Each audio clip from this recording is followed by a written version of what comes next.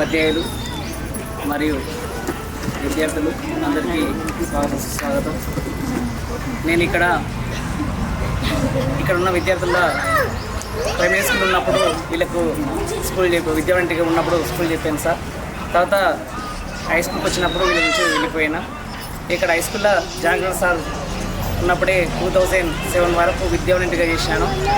Sir ప్రోత్సాహంతో విద్యావంతిగా చేసుకుంటూ కూడా మధ్య గ్యాప్ అయినా కూడా నేను కొన్ని స్టడీ విషయంలో ముందుకు రామకృష్ణంగా కొంచెం భవిష్యత్తు బాగుంటుంది అనే ఉద్దేశంతో కూడా సార్ విషయానికి వస్తున్నట్టు కూడా పీజీ కంప్లీట్ చేసి రెగ్యులర్ బీఈడీ కూడా కంప్లీట్ చేసుకున్నాను నేను సార్ ప్రోత్సాహంతో.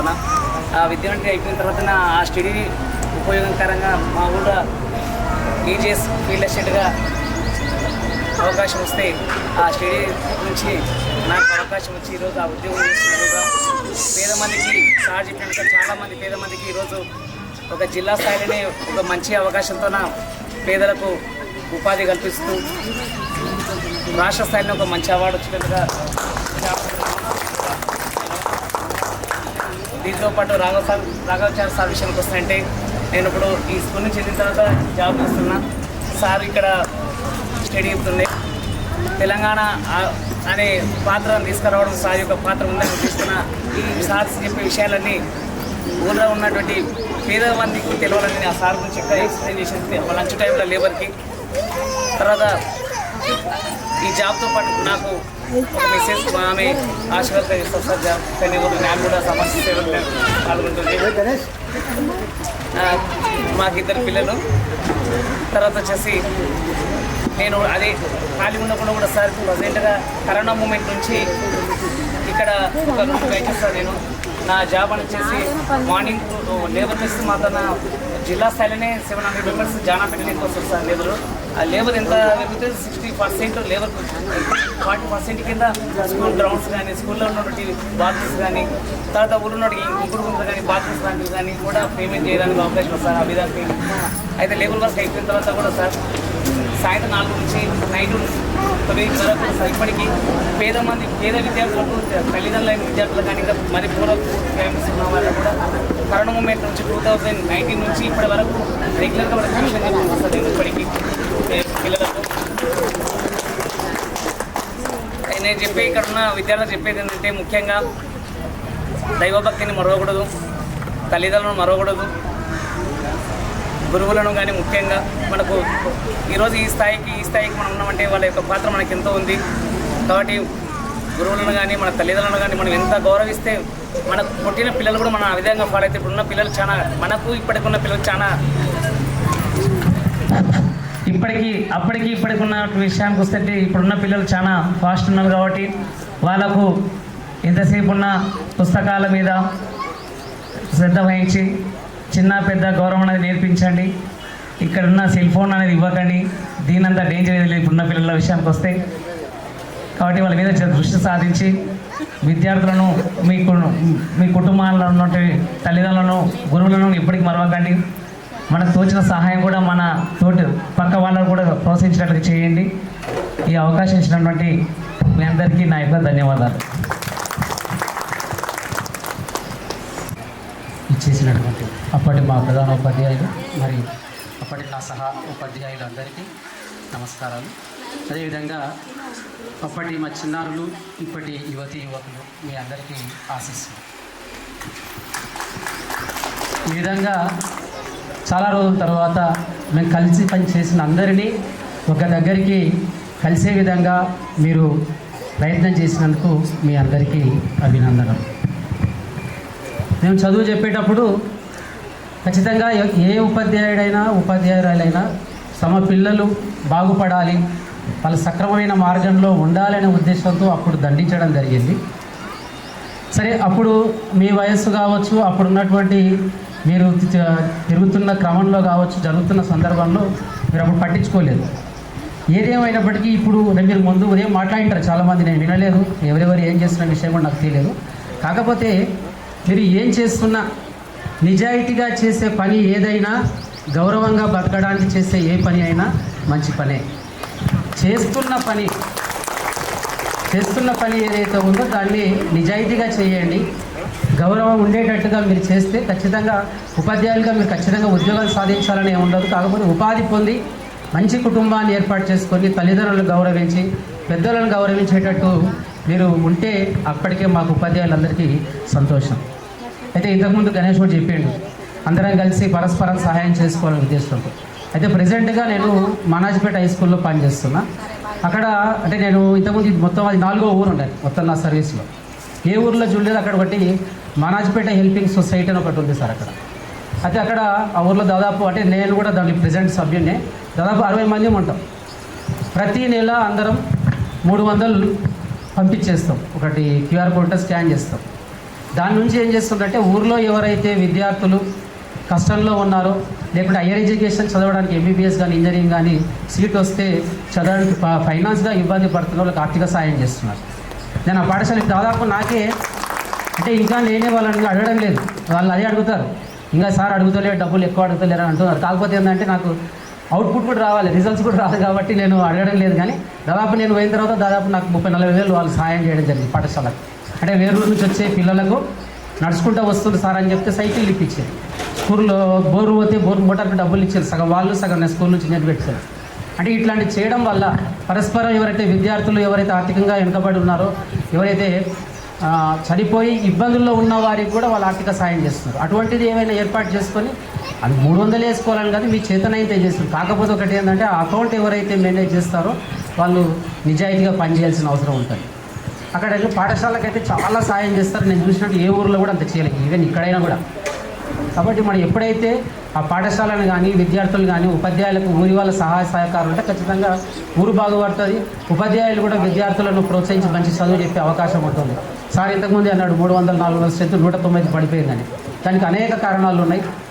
అంటే ప్రధానంగా నేను ఇక్కడ ఇదే స్కూల్లో చూసిన, ఇంతకుముందు స్కూల్లో చూస్తే ఏమైందంటే గవర్నమెంట్ స్కూల్లో బాయ్స్ స్ట్రెంత్ కన్నా గర్ల్స్ స్ట్రెంత్ ఎక్కువ ఉంటుండే. నాకు బాగా ఐడియా ఉంది.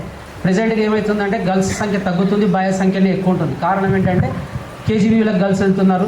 నేను నిన్ననే 2 KGBలు చూసిన. KGBలో మంచి ఫుడ్ ఉంది. నాకు అనిపించింది సార్ నిజాన్ని కూడా మన స్కూల్లో ఆడపిల్లలు ఉండే కన్నా అక్కడ ఉండడం కరెక్ట్ అని. సరే మన పాఠశాలలు బాగుండాలని మనకు ఉంటుంది, కానీ అక్కడ వాళ్ళ మెనూ కానీ నేను పరిశీలన చేసింది, అక్కడ వాళ్ళకి ఇచ్చే ఫుడ్ కానీ అక్కడ వాళ్ళ సెక్యూరిటీ చూసిన సందర్భంలో అయితే ఆ స్కూళ్ళు బాగున్నాయి. కాబట్టి గవర్నమెంట్ స్కూల్లో మన దగ్గర స్ట్రెంత్ తగ్గే పరిస్థితులు ఉన్నాయి. కానీ ఏమవుతుందంటే దాన్ని టీచర్ల మీద అపవాదం చేస్తున్నారు. సరిగ్గా చెప్పారు కాబట్టి పిల్లలు తగ్గుతున్నారు, అది కరెక్ట్ కాదు.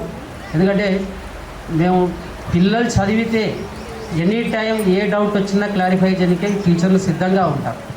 మీరు భవిష్యత్తులో మీరైనా ఇప్పుడు ఈ ఊర్లో పిల్లలు చదువుతున్న పిల్లలకైనా మీరు ఖచ్చితంగా చెప్పాలి, రెగ్యులర్గా బడిపోయేటట్టు. ఎవరైనా పిల్లలు బయట తిరిగితే కూడా వాళ్ళు బడిపోయేటట్టు మీరు చూసుకోవాల్సిన బాధ్యత యువకులుగా మీ పైన ఉంటుంది. అప్పుడే పాఠశాలలు బాగుపడతాయి. మీరు ఇప్పుడు ఎందుకంటే సార్ ఇక్కడ కూడా క్లాస్ తీసుకుంటున్నాను అనుకోకండి. ఏంటంటే ఇప్పుడు పాఠశాలలు బాగుపడాలి, విద్యార్థులు పిల్లలు బాగా చదవాలి అంటే ఖచ్చితంగా యువకులు ఖచ్చితంగా మీ సహాయ సహకారాలు కావాలి. ఎందుకంటే మనాజ్పేటలో నేను పనిచేస్తున్న స్కూల్లో ప్రతి ఇల్లు తిరిగినా, మొత్తం నాకున్న స్ట్రెంత్ తక్కువ స్ట్రెంత్ కానీ ప్రతి ఇల్లు తిరిగినా ప్రతి తల్లిదండ్రులు నేను గుర్తుపడతా, వాళ్ళు నన్ను గుర్తుపడతారు. చాలా మటుకు పోతారంటే చాలా మటుకు యూత్ ఏం చేస్తున్నారంటే అక్కడ ఆటోలో కూర్చొని సెల్ ఫోన్లు ఆడుతుంటారు. ఇక సరే రకరకాలు ఆ స్థితికి మీరు రావద్దు దయచేసి. అటువంటివి ఎందుకంటే ప్రస్తుతం సమాజంలో ఏమైందంటే కుటుంబ వ్యవస్థ అయితే చాలా ఇబ్బందికరంగా ఉంది. మనం పేపర్లో చూస్తున్న విషయాల్లో చూస్తే అటువంటివి కాకుండా కుటుంబ వ్యవస్థను కాపాడాలి. ఇంట్లో పెద్దలను భర్తను గౌరవించాల్సిందే, భర్త ఖచ్చితంగా భార్యను కూడా గౌరవించాల్సిందే. అట్లయితే తప్ప మీ కుటుంబాలు బాగుపడవు. లేకుంటే కుటుంబంలో ఎల్లప్పుడూ ఇబ్బందులు ఉంటే మాత్రం మీరు ఇబ్బంది పడే పరిస్థితి వస్తే బేట మీ పిల్లలు కూడా బాగుపడే పరిస్థితి ఉండదు. ఎందుకంటే నా స్కూల్లో నేను చూస్తున్న పిల్లలను చూస్తే పేరెంట్స్ నేను దగ్గర నుండి చూసిన, ఆ పేరెంట్స్ ఎప్పుడు పోయినా కొట్లాడుతుంటారు, తాగి ఉంటారు అన్నప్పుడు ఆటోమేటిక్గా ఆ పిల్లగాని పైన వాళ్ళు ప్రభావం చూపిస్తున్నారు. కాబట్టి మీరైనా భవిష్యత్తులో ఇప్పుడున్న ఊర్లో పిల్లల విషయంలో కానీ మీ ఫ్యామిలీ విషయంలో కానీ ఖచ్చితంగా జాగ్రత్తగా ఉండండి. డబ్బులు ఖర్చు ఆదాయం వచ్చిందని తాగే విషయంలో మీరు జాగ్రత్తగా ఉంటే చాలు. మీకు సరే ఉండొచ్చు కానీ ఉంటే మానండి లేదా తగ్గించుకోండి. కానీ ఆ వ్యసనం వల్లనే చాలా మటుకు ఫ్యామిలీలు చిన్నభిన్నం అవుతున్నాయి, మీ భవిష్యత్తులు నాశనం అవుతున్నాయి. ఎందుకంటే రీసెంట్గా మన వేముల దగ్గర ముసాపేట దగ్గర ఒక సంఘటన జరిగింది. మన సీసీకుంట పిల్లగాడు చేసిన సంఘటన మొత్తం నాకు ఎక్కువ మంది వచ్చేవాళ్ళు. ఆ వాగు ఎక్కువ వచ్చిన కారణంగా 2-3 సంవత్సరాల నుంచి ఆ పిల్లలు ఏం చేస్తున్నారంటే అక్కడ బ్రిడ్జ్ అయింది, కొల్కంపల్లి బ్రిడ్జ్ అయినందుకు వాళ్ళు కొల్కంపల్లికి కోలాట వెళ్ళిపోతున్నారు. ఎస్టీ పిల్లలు మాకు దాదాపుగా 60 మంది వస్తుంది, 60-70 మంది వస్తుంది. వాళ్ళకి ఏమొచ్చిందంటే ఎస్టీ హాస్టల్ వచ్చింది, ఎస్టీ గురుకుల పాఠశాల వచ్చింది.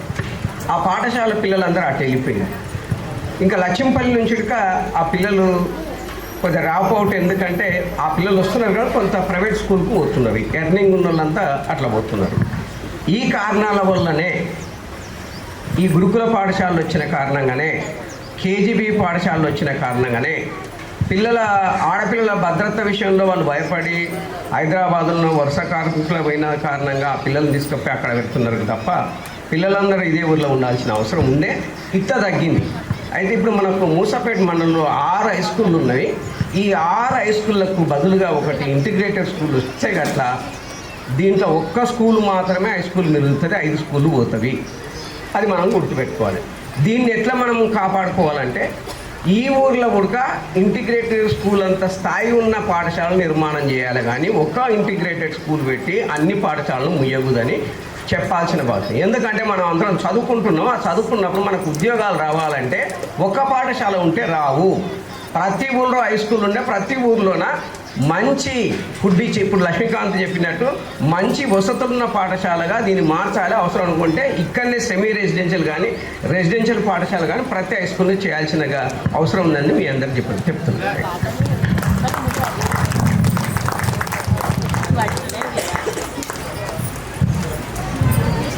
2013-14 రీయూనియన్ సమావేశానికి విచ్చేసినటువంటి మా ప్రధానోపాధ్యాయులు జనగండి సార్ గారికి, అలాగే మిగతా పెద్దలందరికీ పేరు పేరున, అలాగే మహిళా ఉపాధ్యాయులందరికీ కూడా పేరు పేరున నమస్మాంజలు తెలియజేస్తూ, ప్రియమైన విద్యార్థులకు ఆశీస్సు తెలియజేస్తూ, గురు విష్ణు గురు బ్రహ్మ గురుదేవో మహేశ్వర గురు సాక్షాత్ పరబ్రహ్మ తస్మై శ్రీ గురువే నమః. గురువు అనేవాడు తల్లి తండ్రి అన్నీ తానే. ఎందుకంటే ప్రపంచంలో ఏ వ్యక్తికి లేనటువంటి ఒక ప్రత్యేకత గురువుకు ఉంది. ఎందుకంటే గురువు ఎప్పుడు కూడా తమ విద్యార్థి తనకన్నా ఉన్నతంగా ఉండాలని ఆశించే ఏకైక వ్యక్తి గురువు. ఎందుకంటే మనము రోజు చూస్తుంటాం, ఒక అన్న బాగుపడితే తమ్ముడు భరించలేడు, తమ్ముడు బాగుపడితే అన్న భరించలేడు, లేదు మన బాగుపడితే మన పక్కింటోడు భరించలేడు. కానీ గురువు మాత్రం ఎప్పుడు ఒకటే కోరుకుంటాడు, తమ విద్యార్థి తన స్టూడెంట్ తనకన్నా ఉన్నత స్థానంలో ఉండాలని కోరుకునే ఏకైక వ్యక్తి గురువు. సో ప్రియమైన విద్యార్థులారా, మీరు మమ్మల్ని ఇక్కడికి ఇన్వైట్ చేసినందుకు చాలా చాలా చాలా సంతోషంగా ఉంది. ఎందుకంటే మేము ఒక్కొక్కరం ఒక్కొక్క సందర్భంలో కలుసుకుంటాము. ఇంతకుముందు గణేష్ చెప్పినట్లు నేను లక్ష్మీకాంత్ సారు మీకు తెలుసు, అంటే రోజుకు ఒక 10 సార్లు అట్లా పోయేస్తుంటివి. సార్కు నా రిలేషన్ నాన్న దాదాపు 2002 నుంచి మేము ఇద్దరము ఫ్రెండ్స్గా ఉన్నాము. Still it is going on. ఇప్పటికి కూడా వాడు వారానికి అన్నాడు, కానీ వారానికి కాదు, 2-3 రోజులకు ఒకసారి ఈవినింగ్ కంపల్సరీ కలుసుకుంటాము. నాట్ ఓన్లీ మా 2 ఫ్యామిలీ కాదు, విజయలక్ష్మి మేడం వాళ్ళ ఫ్యామిలీ కూడా, మా 3 ఫ్యామిలీస్ మేము ఫ్యామిలీ రిలేటెడ్ ఫ్రెండ్స్ము. మేము రెగ్యులర్గా వీక్లీ 1 or 2 కలుస్తూనే ఉంటాము. సో ఫ్రెండ్షిప్ అనేది చాలా ఇంపార్టెంట్. నేను ఇంకొకటి, ఈ అల్మనీ ఫంక్షన్ చూసిన తర్వాత 2 years బ్యాక్ మా ఊర్లో మేము 7, అందుకని అప్పుడు మా ఊర్లో నేను వేమనే అన్నా ఎప్పుడు రెగ్యులర్గా ఈ ఊర్లో పోతూనే ఉంటా, వారానికి 2-3 సార్లు మా ఊరు పోతుంటా దాసరిపల్లికి. అయితే 2 సంవత్సరాల క్రితము మేము 7th చదివిన బ్యాచ్ అల్మనీ ఫంక్షన్ చేసుకున్నప్పుడు చాలా హ్యాపీగా అనిపించింది. కొంతమందిని 40 సంవత్సరాల తర్వాత కలుసుకున్నాం.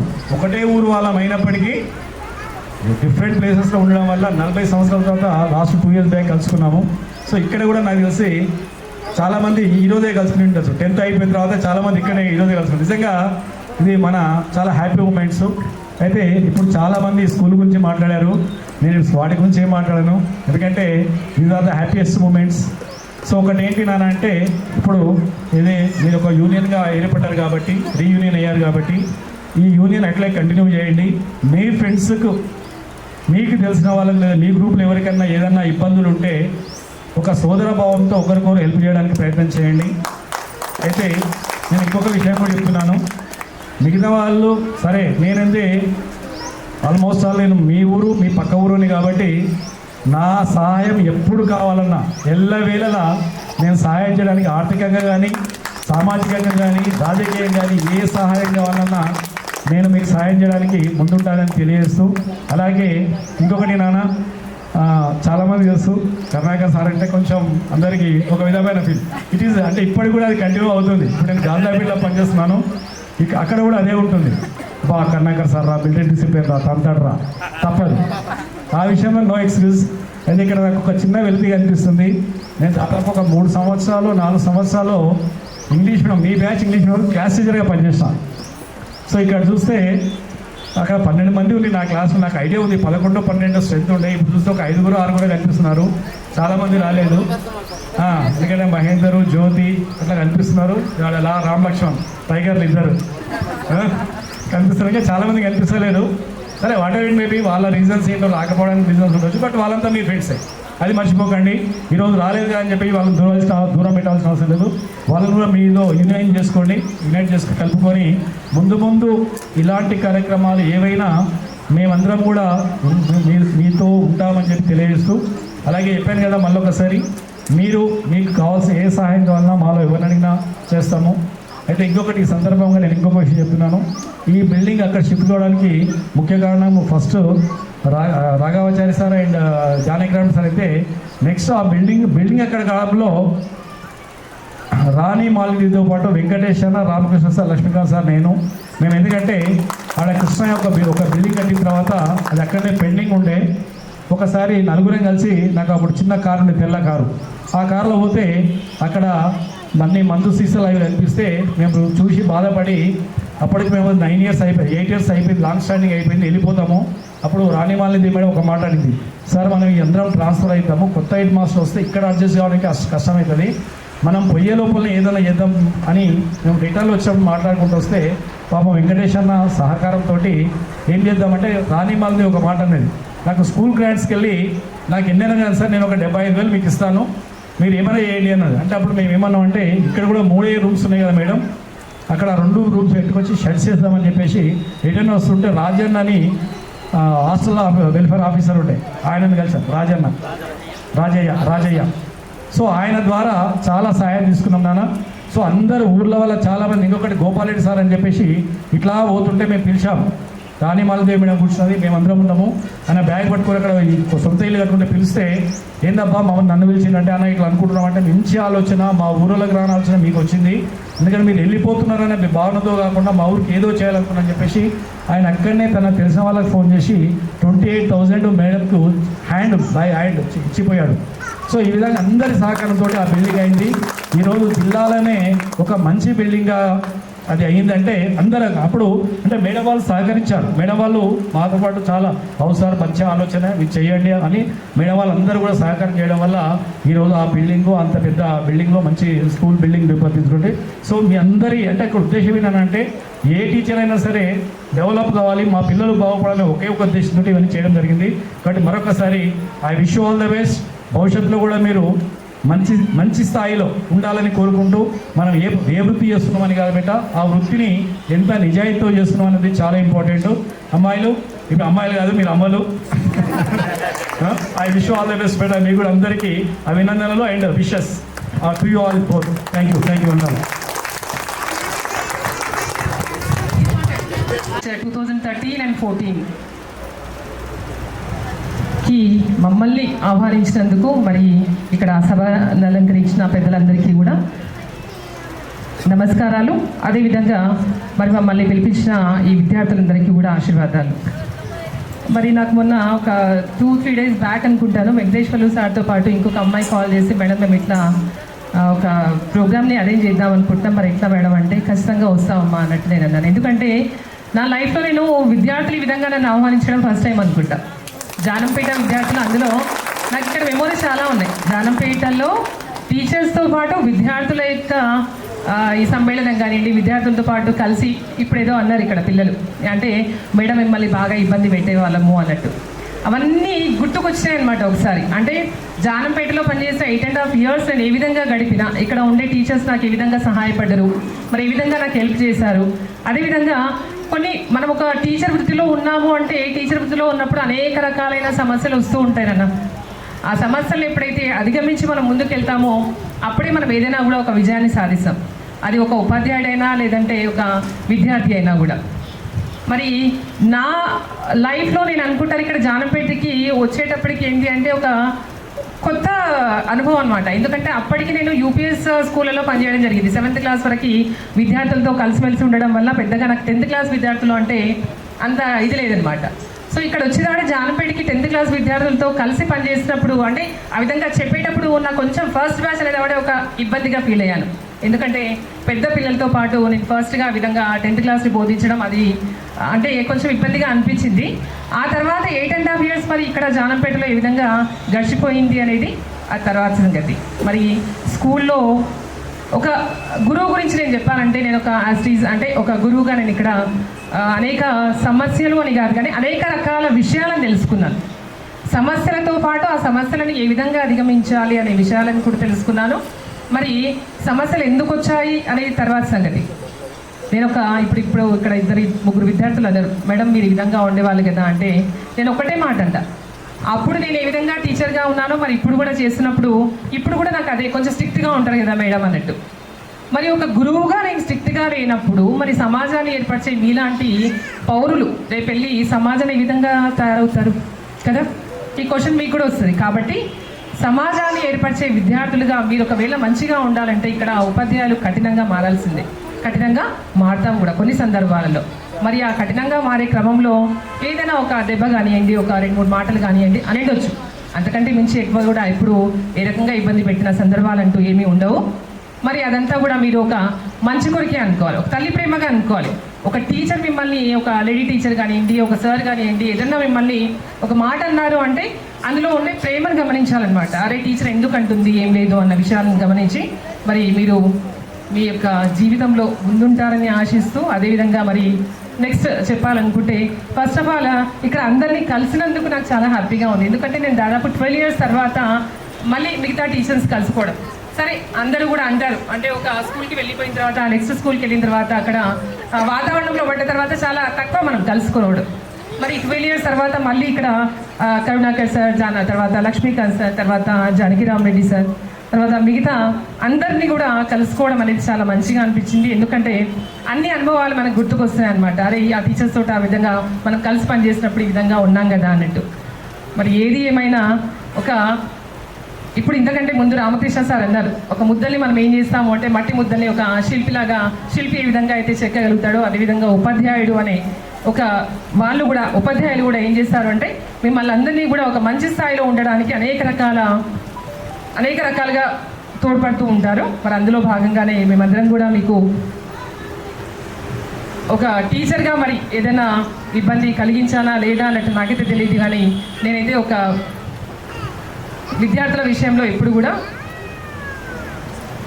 స్ట్రిక్ట్గా ఒకవేళ ఏదైనా అనుకున్నా, ఒకవేళ ఏదైనా చేసినా కూడా దాన్ని అనితా కూడా భావించకండి. ఇంకొక విషయం ఏంటి అంటే ఇక్కడ విద్యార్థులందరూ కూడా అదే మళ్ళీ 12 years తర్వాత కలుస్తున్నాం కాబట్టి ఎవరిని కూడా గుర్తుపట్టే స్థితిలో లేవన్నమాట. అంటే వాళ్ళు కానీ పేర్లు చెప్తే అరే వీళ్ళు కదా అన్నట్టు మళ్ళీ మనకి అంతా గుర్తొస్తుంది. సరే మీ అందరినీ కలుసుకోవడం ఒక రకంగా సంతోషం, హ్యాపీగా అనిపించింది. నెక్స్ట్ సమాజానికి ఒకవేళ మనం అందరం కూడా అంటే నేటి వాళ్ళే రేపటి పౌరులు అంటారు. మరి మీరు అందరూ కూడా పౌరులుగా మారారు ఇప్పుడు కదా. అంటే సమాజాన్ని ఒక రకంగా మీరు ముందుకు తీసుకోవాల్సిన బాధ్యత మీ అందరి మీద ఉంటుంది. మీరు అందరు అన్నారు మేము కొంతమందిని అంటే బాయ్స్ని అడిగినప్పుడు మేము వ్యవసాయం చేస్తున్నాం మేడం, ఇంకా ఏది చేయట్లేదు, మేము డ్రైవింగ్ చేస్తున్నాం మేడం అన్నట్టు కొంతమంది మాట్లాడిందనమాట. ఇప్పుడు సార్ వాళ్ళు అన్నట్టు ఏ పని చేస్తున్నాము అన్నది కాదు ఇంపార్టెంట్. మనం ఆ పని చేస్తున్నప్పుడు ఆ పనిలో మనం ఎంత నిజాయితీగా ఉన్నామో ఆ పని సమాజానికి ఏ విధంగా సహాయపడుతుంది అనేది మనకి ఇంపార్టెంట్ అనమాట. మనం చదువుకుని గొప్ప డాక్టర్స్, ఇంజనీర్సే కావాల్సిన అవసరం లేదు. మన దేశానికి రక్షణ ఇచ్చే ఒక ఆర్మీ ఆఫీసర్ అయినా, ఆర్మీగా పనిచేసినా కూడా మన దేశానికి సేవ చేస్తున్నట్టే. అదేవిధంగా చిన్న పనులలో ఉన్నా కూడా దానిలో నీతి నిజాయితీ కనబరుచుకుంటూ మీరు మీ జీవితంలో ముందుకు ఎదగాలని ఖచ్చితంగా మేమందరం కూడా భావిస్తాం. మా అందరి మనసులో కూడా ఎప్పుడూ మీ పట్ల ప్రేమాభిమానాలు ఉంటాయి.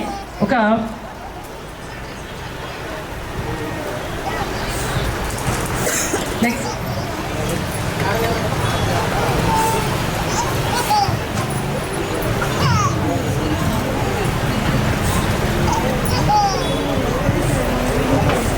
సరే మరి ఇక్కడ స్కూల్ విషయానికి వస్తే నిజంగా కొన్ని రోజులు ఇక్కడ ఈ పాత స్కూల్లో పనిచేసిన తర్వాత నెక్స్ట్ అక్కడ కొత్త స్కూల్కి వెళ్ళడం జరిగింది. అక్కడ చాలా వరకు డెవలప్ కావడం జరిగింది. ఆ డెవలప్మెంట్కి మరి ఇంతకంటే ముందు టీచర్స్ చెప్పారు, చాలామంది టీచర్స్ దీనికి అంటే సహాయపడ్డారు, సహాయ సహకారాలు అందించారు అన్నట్టు. ఏదైనా ఒక కార్యక్రమం జరగాలంటే దానికి ఎంతోమంది కృషి అనేది చాలా అవసరము. మరి ఇలాంటి ఉపాధ్యాయులతో కలిసి మీరు చదువుకున్నందుకు ఎప్పుడు కూడా ఒక గ్రేట్గా ఫీల్ కావాలి. మరి ఈ అవకాశాన్ని ఇచ్చినందుకు, తర్వాత నన్ను పిలిపించినందుకు కూడా మీ అందరికీ కూడా ధన్యవాదాలు. మరి ఇంతకంటే కూడా నేను థ్యాంక్ యూ సార్. వచ్చేసిన గురువులు, పెద్దలు, సార్ వాళ్ళు, మేడం వాళ్ళకి అందరికీ నా నమస్కారములు. విద్యార్థులందరికీ ఆశీస్సులు. ఇక్కడ ఈ విధంగా 12 years తర్వాత కలుసుకున్నందుకు చాలా హ్యాపీగా ఉంది.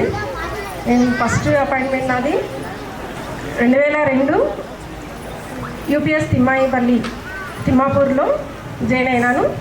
తర్వాత 8లో ఇక్కడికి వచ్చేసినాను. అప్పుడు యూపీఎస్ నుంచి ఇక్కడ వచ్చేసరికి నేను, Maheshwar Reddy sir, Ramarao sir, Sridevi teacher నలుగురం వచ్చేసినాము.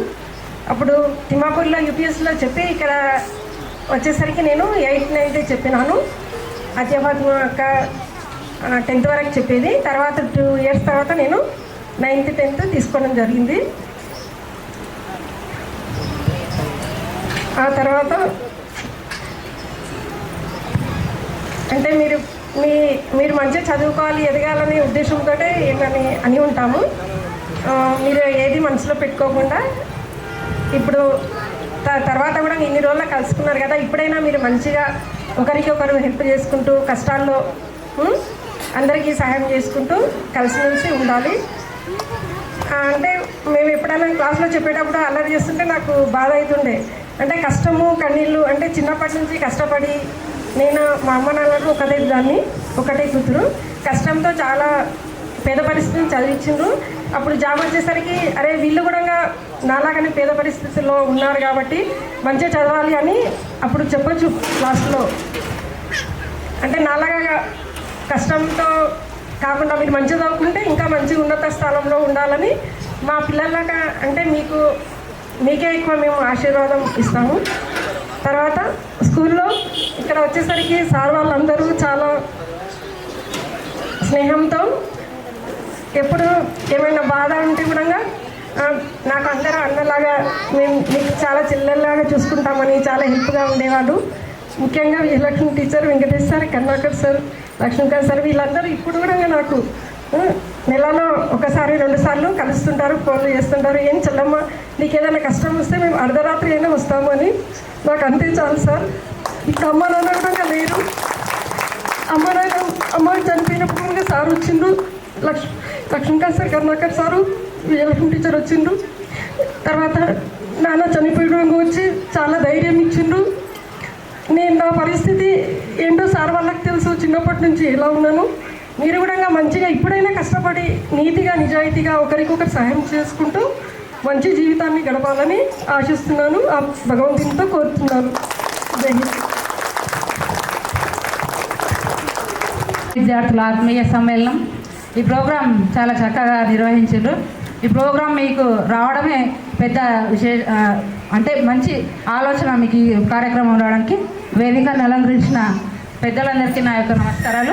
అదేవిధంగా నేను కూడా పూర్వ విద్యార్థుల సమ్మేళనంలో పాల్గొనడం నేను కూడా ఫస్ట్ టైం అంటే ఒక గురువుగా విద్యార్థులు నన్ను సన్మానించడం ఇది మొదటిసారి. ఎంతో సంతోషంగా ఉంది. అదేవిధంగా విద్యార్థులు ఇప్పుడు సార్ వాళ్ళు అందరూ చెప్పేశారు, మీకు చెప్పడానికి కూడా ఏం లేదు. కొన్ని మాటలు నాకు కూడా నేను మాట్లాడతాను. అయితే విద్యార్థులను మంచిగా చేయాలనే ఉద్దేశంతో మేము దండించినా ఏం చేసినా కూడా మీ యొక్క బావ కోసమే మేము పాటుపడతాం, కానీ మీ మీద ఏదో కోపంతో దాంతో మాత్రం చేయము. ఎందుకంటే ఒక విద్యార్థి చెడిపోతుంటే మాకు ఎంతో బాధ అనిపిస్తుంటున్నాడు. వాడు చెడిపోతున్నాడు కదా, ఒక మంచి దారిలో తీసుకొని రావాలి అనే ఉద్దేశంతోనే దండన అనేది ఉంటుంది, కానీ ఇంకా వేరే విధంగా ఏ విధంగా ఉండదు. అదేవిధంగా ఇక్కడ మేము పనిచేసిన సార్ వాళ్ళందరూ, మేడమ్స్ కానీ అందరం కూడా ఒక ఫ్యామిలీ లాగా మంచిగా ఉండేవాళ్ళం. ఒకరికొకరు సహాయ సహకారాలు అందించుకుంటూ ఎవరికి ఏమైనా ఇబ్బందులున్నా వారికి తోడ్పడుకుంటూ ఇక్కడ చాలా చక్కగా ఒక ఫ్యామిలీ లాగా అందరం కలిసిమెలిసి ఉండేవాళ్ళం. అదేవిధంగా మీరు ఇప్పుడు ఏ విధంగా అయితే ఒకరినొకరు సాయం చేసుకుంటున్నారో అది కూడా మంచి ఆలోచన.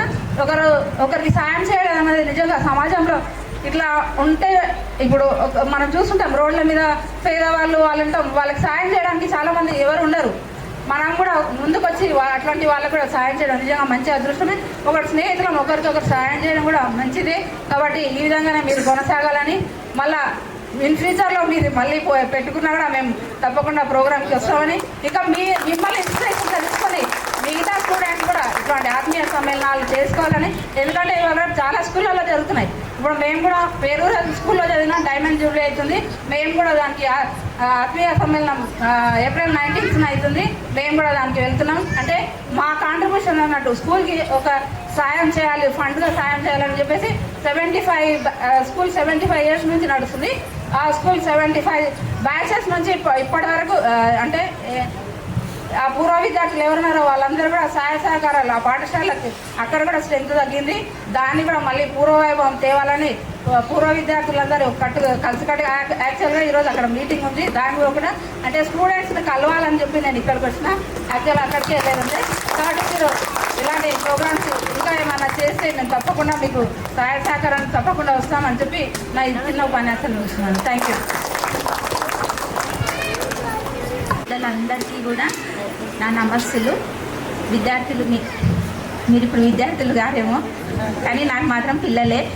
మీ అందరికీ కూడా నా ఆశీస్సులు. నాది ఫస్ట్ అపాయింట్మెంట్ ఇక్కడ ఇదే స్కూలు, నా ఫస్ట్ జాబు, ఫస్ట్ అపాయింట్మెంట్. నేను పుట్టిన ఊరు కూడా ఇదే, పుట్టిన ఊర్లోనే నాకు జాబు ఫస్ట్ వచ్చింది. నన్ను జానకి రామరెడ్డి సారే జాయిన్ చేసుకున్నారు. సార్ని ఎప్పటికీ నేను మర్చిపోను నా లైఫ్లో. సారు మా నాన్న కూడా మంచి మిత్రుడు.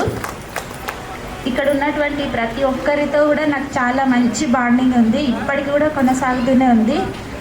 వీళ్ళందరూ కూడా నాకు ఏదైనా చిన్న బాధ వచ్చింది అంటే ఇంటికి వస్తారు, ఇంటికి వచ్చి మరి నాకు ఏమున్నా కూడా చెప్తారు, సంజాయిస్తారు, మంచిగా చూసుకుంటారు. వెంకటేష్ సారు ప్రతిరోజు ఇప్పుడు నేను ఈ స్కూల్ నుంచి వెళ్ళిందంటే ఇన్ని ఇయర్స్ అవుతున్నా కూడా ప్రతిరోజు నన్ను పలకరిస్తూనే ఉంటారు. ఏ ఫోన్లో నా ఏ మెసేజ్ లేకున్నా కూడా వెంకటేష్ సార్ది గుడ్ మార్నింగ్ మెసేజ్ మాత్రం ఇప్పటి వరకు ఉంటుంది, ప్రతిరోజు ఉంటుంది, ఏ రోజు కూడా మిస్ కాదు. ఒకవేళ మార్నింగ్ మిస్ అయినా ఆఫ్టర్నూన్ నైట్ ఎప్పుడో ఒక టైం మాత్రం వచ్చేస్తుంది, అది కూడా రేర్, ఎప్పుడు మిస్ కాదు. ఒకవేళ మార్నింగ్ మిస్ అయిందంటే నైట్ వరకు మెసేజ్ వస్తుంది. సార్ ప్రతిరోజు పలకరిస్తూనే ఉంటాడు నన్ను. నాకు అన్నలు లేరు, నాకు ఒక సొంత అన్న కంటే కూడా ఎక్కువ. Karunakar sir, Lakshmikant sir, Ramakrishna sir కూడా చాలా బాగా ఉంటారు నాతో. అంటే ఒక మంచి ఫ్యామిలీ ఫ్రెండ్స్ లాగానే ఇప్పటి వరకు కూడా కలుసుకుంటూనే ఉంటాము. నాగేష్ సార్ కూడా మా ఇంటి దగ్గరలోనే ఉంటాడు, సార్ కూడా కలుస్తూనే ఉంటారు. మలేక టీచరు, ఫాతిమా టీచర్ కూడా ఇప్పటి వరకు మేము రోజు మాట్లాడుతూనే ఉంటాం. మంచి ఒక అక్క చెల్లెలలాగానే మంచి ఫ్రెండ్స్. ఈ స్కూల్లో నాకు చాలా మంచి జ్ఞాపకాలు ఉన్నాయి. ఫస్ట్ స్కూలు ఇక్కడ నుంచి వెళ్ళినంటే అందరితో కూడా నాకు మంచి స్నేహపూర్వకమైన ఇదే ఉంది. ఫస్ట్ ఈ స్కూల్కి వచ్చినప్పుడు నాకు మంచి ఫ్రెండ్, ఫస్ట్ ఫ్రెండ్ అంటే పుష్ప టీచరే ఫస్ట్ నాకు ఫ్రెండ్. ఆమె ఒక ఫ్రెండ్లా కాదు, నాకు ఒక సొంత అక్కలాగానే అనిపిస్తుంది. ఆమె పక్క నుండి మాట్లాడుతుంటే కూడా ఒక ధైర్యంగా ఉంటుండే. స్టార్టింగ్లో నాకు విద్యార్థులను చూసి కూడా భయపడేదాన్ని. రాఘవాచార్ సార్ చాలా ధైర్యం చెప్పేవాళ్ళు. సార్ నాకు చాలా సపోర్ట్గా ఉండి చాలా మంచి ధైర్యంగా చాలా విషయాలు సార్ నాకు చెప్పిండు. సార్ కూడా చాలా బాగా చూసుకునేవాళ్ళు నన్ను. సార్ ఈ స్కూల్ నుంచి వెళ్తున్నారంటే చాలా రోజులు ఏడ్చిన సారు వెళ్ళినప్పుడు. కాబట్టి అందరితో కూడా నాకు మంచి ఇది ఉంది. ఈరోజు నాకు ఫంక్షన్ ఉండే కానీ జ్యోతికి వస్తా అని చెప్పిన కాబట్టి ఆ ఫంక్షన్ నుంచి డైరెక్ట్ వచ్చేసిన, మా బంధువులదే ఉండే చెప్పిన కాబట్టి డైరెక్ట్ వచ్చేసిన. ఒకసారి వీళ్ళందరినీ చూసినందుకు కూడా చాలా సంతోషంగా ఉంది. జానకి రామరెడ్డి సార్ని, రాఘవాచార్ సార్ని చాలా రోజులైంది చూడక, చూసినందుకు చాలా సంతోషంగా ఉంది. మీ అందరు కూడా 6th 7th చెప్పిన మీ ఫేసులు గుర్తున్నాయి కానీ మీ పేర్లు గుర్తులేవు అందరు.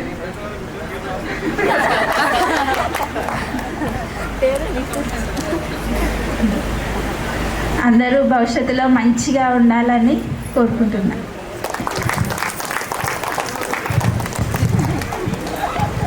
రాజయ్య సార్ను స్మరించుకోకుండా మనం ఉండకూడదు. ఎందుకంటే హై స్కూల్ అంత గొప్పగా తయారు కావడానికి ఇక్కడ ఉన్న స్టాఫ్ ఎంత పనిచేసిందో. రాజయ్య సారు మా ఎమ్మడి తిరిగిండు. అయితే సాయంత్రం అయిన తర్వాత సార్ను మోటార్ సైకిల్ మీద తిప్పడం ఇబ్బంది అవుతుంది నాకు. అంత పెద్ద మనిషిని నేను మోటార్ సైకిల్ మీద ఎట్లా తిప్పాలని ఇక్కడనే ఆయన రాజయ్య సార్ శిష్యుడు రాములు సార్ ఉన్నాడు. రాములు సార్కు కారు ఉండే, ఇండికా కారు ఉండే. రాబోయి మీ గురువుని తోలుకొని పోదండా అంటే అడగకుండా ఎమ్మడే బండి తీసుకొని ఆ రాజయ్య సార్ను తీసుకొని ఆయనకు తెలిసిన ప్రతి మనిషి దగ్గరికి తీసుకుపోయి చందాలు ఇప్పించుకురావడానికి కారణమైన అజ్ఞాత మీ జ్ఞానంపేట స్కూల్కు సహకరించిన మిత్రునికి ఒకసారి ధన్యవాదాలు చెప్పాలి. మీరు ఎప్పుడైనా హై స్కూల్ ఆడిపోయిందంటే రాజయ్య సార్ ఈరోజు చనిపోయిండు, మన ఆయనను ఎప్పుడు మర్చిపోవద్దు. అట్లాగనే నాగిరెడ్డి సారుగా కలెక్టరేట్లో పనిచేసిన ఆయన కూడా సహకరించిండు. ఆయన మనకు పట్టా ఎక్కియడానికి సహకరించిండు. పురుషోత్తం రెడ్డి నన్ను తిట్టిండు, మీ ఊరి నాగిరెడ్డిని పెట్టుకొని నాయమ్మడి ఎందుకు వచ్చినామని. పురుషోత్తం రెడ్డి కలెక్టర్ గారు అంటే ఆయన దగ్గరకు పోతే ఆయన బాగా సహకరించిండు. అట్లాగనే ఈ ఊళ్ళో ఉన్న పెద్దలందరూ కృష్ణారెడ్డి కానీ, గోపాల్ రెడ్డి కానీ, అట్లాగనే మన రిటైర్డ్ ఆర్డీఓ హనుమంత్ రెడ్డి కానీ ఇంకా చాలామంది చాలా సహకరించింది. వాళ్ళందరికీ మనం ధన్యవాదాలు తెలుపుకోవాల్సిన అవసరం ఉంది.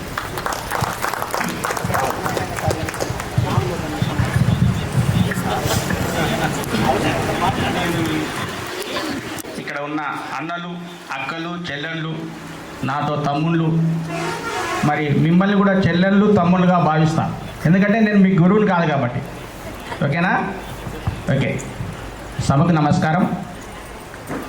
ఈ గ్రామ నలుదిక్కుల నుంచి వచ్చిన మనం ఒక కుటుంబకులం అన్నంత ఆత్మీయత, అనురాగం, స్నేహబంధం ఇప్పటిదాకా పెనవేసుకొని పోయింది.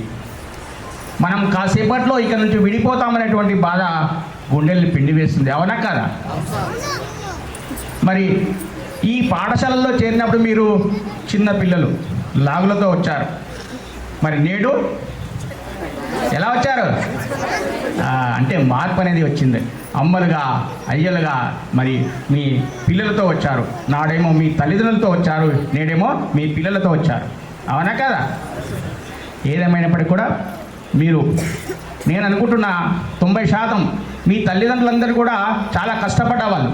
గ్రామంలో వాళ్ళు కష్టపడుతూ మా పిల్లలు చదువుకొని మాకంటే ఉన్నత జీవితాన్ని అనుభవించాలనేటువంటి ఉద్దేశంతో మనల్ని ఏ పనికి పంపించకుండా మనల్ని పాఠశాలకు పంపించారు. అవునా కదా? మరి అలాంటి సమయం లోపల వెరీ గుడ్, ఇక్కడ బాబు చెప్తున్నాడు కానీ మీరేమంటలేరు, స్పందిస్తలేరు. ఓకే. ఏదేమైనప్పటికీ కూడా అంటే మన తల్లిదండ్రులు కష్టపడి మన పిల్లలు మనకంటే మంచి జీవితాన్ని అనుభవించాలంటే ఇక అయిపోయింది.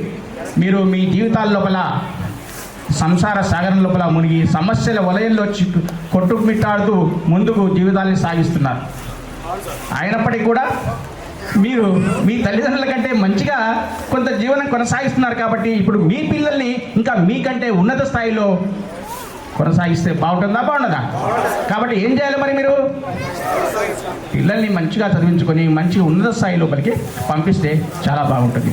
మా గురువులకు ఎట్లా ఉంటుందంటే, ఒక విద్యార్థి మన కళ్ళ ముందర మంచి ఒక ఉన్నత స్థాయిలో కనిపిస్తే చాలా సంతోషంగా ఉంటుంది. కాబట్టి సార్ చెప్పారు, రాజయ్య సార్ మీ ఊళ్ళో ఇక్కడ నాగర్ కర్నూలులో హాస్టల్ వార్డెన్గా ఉన్నాడు. నేను అప్పుడు ఆ సార్ దగ్గర హాస్టల్లో జరుపుకున్నటువంటి చిలిపి చేసి, అప్పుడు మా ఊర్లో 7వ తరగతి వరకే ఉండే. మా ఊరు నుంచి నాగర్ కర్నూలుకు 11 కిలోమీటర్లు రోజు నడవాలి, మళ్ళీ ఊరికి వెళ్ళాలి. అట్లా 1 సంవత్సరం పాటు నడవడం జరిగింది. బస్సులు లేవు అప్పుడు. ఇప్పుడు ఏమైంది? ఈ టైం లోపల మీరు 13, 14 సంవత్సరం వచ్చేసరికి ఆ పాఠశాల 10వ తరగతి కూడా మీ దగ్గరికే వచ్చేసింది. అంటే మాకు అట్లాంటి వసతులు లేని క్రమం లోపల ఎవరైతే కష్టపడి చదువుకున్నారో ఈరోజు ఒక మంచి స్థాయి లోపల ఉండడం అనేటువంటిది జరుగుతుంది. కాబట్టి మనం చదువు అనేటువంటిది మనల్ని గౌరవిస్తుంది, మంచి జీవితాన్ని కొనసాగించడానికి ఉపయోగపడుతుంది. కాబట్టి మీరు మీ పిల్లల్ని మంచిగా చదివించుకుంటే బాగుంటుందని నా ఉద్దేశం. మాతృదేవోభవ, పితృదేవోభవ, తర్వాత ఆచార్య దేవోభవ. మరి ఎందుకంటున్నాం మాతృదేవో అని మొదటి స్థానం ఎందుకు ఇస్తున్నాం? తల్లికి. 9 మాసాలు కుటుంబ తల్లి ఒడిలో పుట్టు పోసుకొని పుట్టిన మాంసం ముద్ద మనిషి కాబట్టి వారికి ఆలనా పాలన ద్వారా మనం సమాజం లోపలికి వస్తాం కాబట్టి మొదటి స్థానం ఎవరికి ఇస్తున్నాం? మనము అమ్మకి ఇస్తున్నాం, తల్లికి ఇస్తున్నాం. 2వ స్థానం ఎవరికి ఇస్తున్నాం? మనము తండ్రికి ఇస్తున్నాం. ఎందుకు? తన కుటుంబాన్ని, తన పిల్లల్ని తన భుజం పైన వేసుకొని పిల్లలు నాకంటే ఎత్తుకు ఎదగాలనేటువంటి ఆశయంతో ముందుకు సంసారాన్ని సాగిస్తుంటాడు కాబట్టి 2వ స్థానాన్ని ఎవరికి ఇస్తున్నాం? మనం తండ్రికి ఇస్తున్నాం. మరి మీరు ఇక్కడే ఉన్నారు తండ్రులంతా కూడా. తర్వాత 3వ స్థానం ఎవరికి ఇస్తున్నామంటే తెలిసి తెలియని వయసులో ఈ పాఠశాలకు ఇచ్చేసి ఇక్కడ గురువులకు అప్పగిపోతున్నారు. అయ్యా మా ఇంటికాడ ఈ పిల్లడు చదువుకుంటలేడు, నేను పనికి పోతున్నా కాబట్టి ఈయన పని నువ్వు చూసుకొని మాకు అప్పగిస్తున్నారు. అంటే అజ్ఞాతంలో ఉన్నటువంటి శిష్యులు విజ్ఞానంలో పలికి తీసుకొని ఈ దేశ భారత పౌరుడిగా తీర్చిదిద్దే బాధ్యత గురువుల యొక్క భుజస్కంధాలపైన ఉంది కాబట్టి 3వ స్థానం అనేటువంటిది. కాబట్టి ఈ గురువులు ఎక్కడున్నా కానీ మర్చిపోకుండా మీరు ఒక మంచి స్థానం లోపల కనబడితే గురువులు సంతోషిస్తారు. కాబట్టి ఇప్పుడు మీరు చేయాల్సినంత మీ పిల్లల్ని మంచి ఉన్నతమైనటువంటి స్థానం లోపల చదివించి ఉండాలని కోరుకుంటూ, మరి మీ గురువులు ఎక్కడ కనపడినా కానీ నమస్కరించి అంటే గౌరవించుకోవడం అనేటువంటిది నేర్చుకుంటే బాగుంటుందని తెలియజేస్తూ, ఇంకా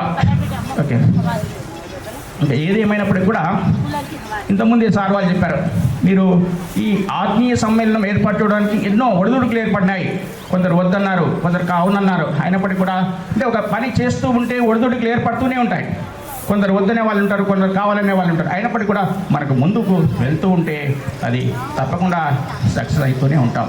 ప్రయత్నం చేస్తూ ఉంటే ఓడిపోవడం అనేటువంటి తప్పకుండా మనం గెలుస్తూనే ఉంటాం. కాబట్టి ఒక గ్రూప్గా ఏర్పడి మీకు తోచిన సహాయం, సార్ వాళ్ళు చెప్పారు ఇంతకుముందు, మీకు తోచిన సహాయం చేస్తూ మరియు పేద పిల్లలకు కానీ ఇంకా దీనస్థితిలో ఉన్నటువంటి అనారోగ్యంలో ఉన్నటువంటి వాళ్ళకి కానీ సహాయం చేస్తే బాగుంటుంది అనేటువంటి విషయం సార్ వాళ్ళు చెప్పారు. కాబట్టి మీరు ఆచరిస్తూ మీ వంతుగా మీరు చేస్తూ ఉంటే సార్ చెప్పారు నా వంతుగా నేను కృషి చేస్తానని చెప్పి వెంకటేష్ సార్ చెప్పాడు. కాబట్టి దానిలో కూడా నేను ఒక భాగస్తుడిగా ఉంటానని తెలియజేస్తూ మీ అందరికీ సెలవు తీసుకున్నాను. Thank you sir.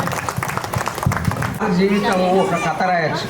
Ramu sir 7 మంది అక్క చెల్లెలు, ఒకే ఒక్కడు మగపిల్లవాడు. చాలా కష్టపడి భూమి మీద చెమట ఉన్న మనిషిగా వచ్చి ఆయన కూతుర్లు 2 డాక్టర్లు, ఒక సాఫ్ట్వేర్ అయిన మీలాంటి వాళ్ళే ఈయన జీవితం మీ తల్లిదండ్రుల వాళ్ళ జీవితం లాంటిదే కానీ దాని నుంచి గొప్పగా తయారైండు. ఆయన మనం స్ఫూర్తి తీసుకొని వాళ్ళ పిల్లలు, ఆయన 3 ఆడపిల్లలే, 3 ఆడపిల్లలు 2 డాక్టర్, ఒక ఆమె సాఫ్ట్వేర్. మీ పిల్లలు కూడా అట్లా మార్చాలని మీ అందరికి విజ్ఞప్తి సార్. Thank you sir. నేను ఇప్పుడు అందరినీ మిమ్మల్ని విద్యార్థులను ఇంకోటనే కాదు అందరినీ మిత్రులు అని సంబోధిస్తున్నాను. వయసులో ఇక్కడ నాకంటే పెద్ద జానకిరామ్ రెడ్డి గారు, ఆయన హెడ్ మాస్టర్గా నేను ఇక్కడ 2009లో వచ్చి చేరాను. అప్పటికి నా సర్వీస్ దాదాపు ఇంకో 6 ఏళ్ళు మిగిలి ఉన్న టైంలో నేను ఈ పాఠశాలకు వచ్చినప్పుడు సార్ నువ్వు జానంపేటకి ఎందుకు పోయినావని అడిగింది. జానంపేటకు పోయి ఉండవలసింది కాదు అన్నట్టుగా. ఎందుకో నాకేం అర్థం కాలేదు. కానీ ఇక్కడికి వచ్చి చేరిన తర్వాత నాకు ముందు ఇక్కడ పనిచేసిన తెలుగు టీచర్ యాక్సిడెంట్లో చనిపోయినాడు. నాకంటే చిన్నోడు ఆయన. ఇప్పుడు ఆయన పేరు కూడా నాకు గుర్తులేదు ఈ క్షణంలో. ఆయన చనిపోతే ఈ ఊరికి పోయిన తెలుగు టీచర్ మా స్కూల్లో అంటే అప్పుడు స్టాఫ్లో ఒక చర్చ జరిగింది. సార్ మీరు ప్రైవేట్ సెక్టార్ అంటే ఇష్టపడరు కదా, పబ్లిక్ సెక్టార్ అంటే ఇష్టం కదా, మీరు ప్రైవేట్ ఆసుపత్రికి పోయి ఎందుకు వైద్యం చేయించుకున్నారని ఒక సామిత్రుడు అడిగాడు. మంచి ప్రశ్ననే. సెక్టారే ఇష్టం, ప్రైవేట్ సెక్టార్ ఇష్టం లేదు, 100% ఇష్టం లేదు. నేను పబ్లిక్ సెక్టార్ కోసమే పోరాటం చేస్తాను, ప్రైవేట్ సెక్టార్ను వ్యతిరేకిస్తాను. ఎందుకు పోయినామంటే ఈ ప్రశ్న నన్ను కాదు అడగవలసింది, నాకు వైద్యం చేయగలిగే గవర్నమెంట్ ఆసుపత్రి ఎందుకు లేదో మీరు ముఖ్యమంత్రిని అడగాలి, ప్రభుత్వాన్ని అడగాలి, నన్ను కాదు అడగాల్సింది. ఈ వ్యవస్థలో ఇప్పటికి కూడా తల్లిదండ్రులైన వాళ్ళు తమ పిల్లలను మీ అందరూ కూడా ప్రభుత్వ పాఠశాలలో చేర్చడానికి సిద్ధపడుతున్నారా, ప్రైవేట్ పాఠశాలకు తీసుకుపోతున్నారా అంటే మీరు ఏ పాఠశాలకు తీసుకుపోయినా అది మీ తప్పు కాదని నేను అనుకుంటాను. వ్యక్తులుగా అది మీ తప్పు కాదు.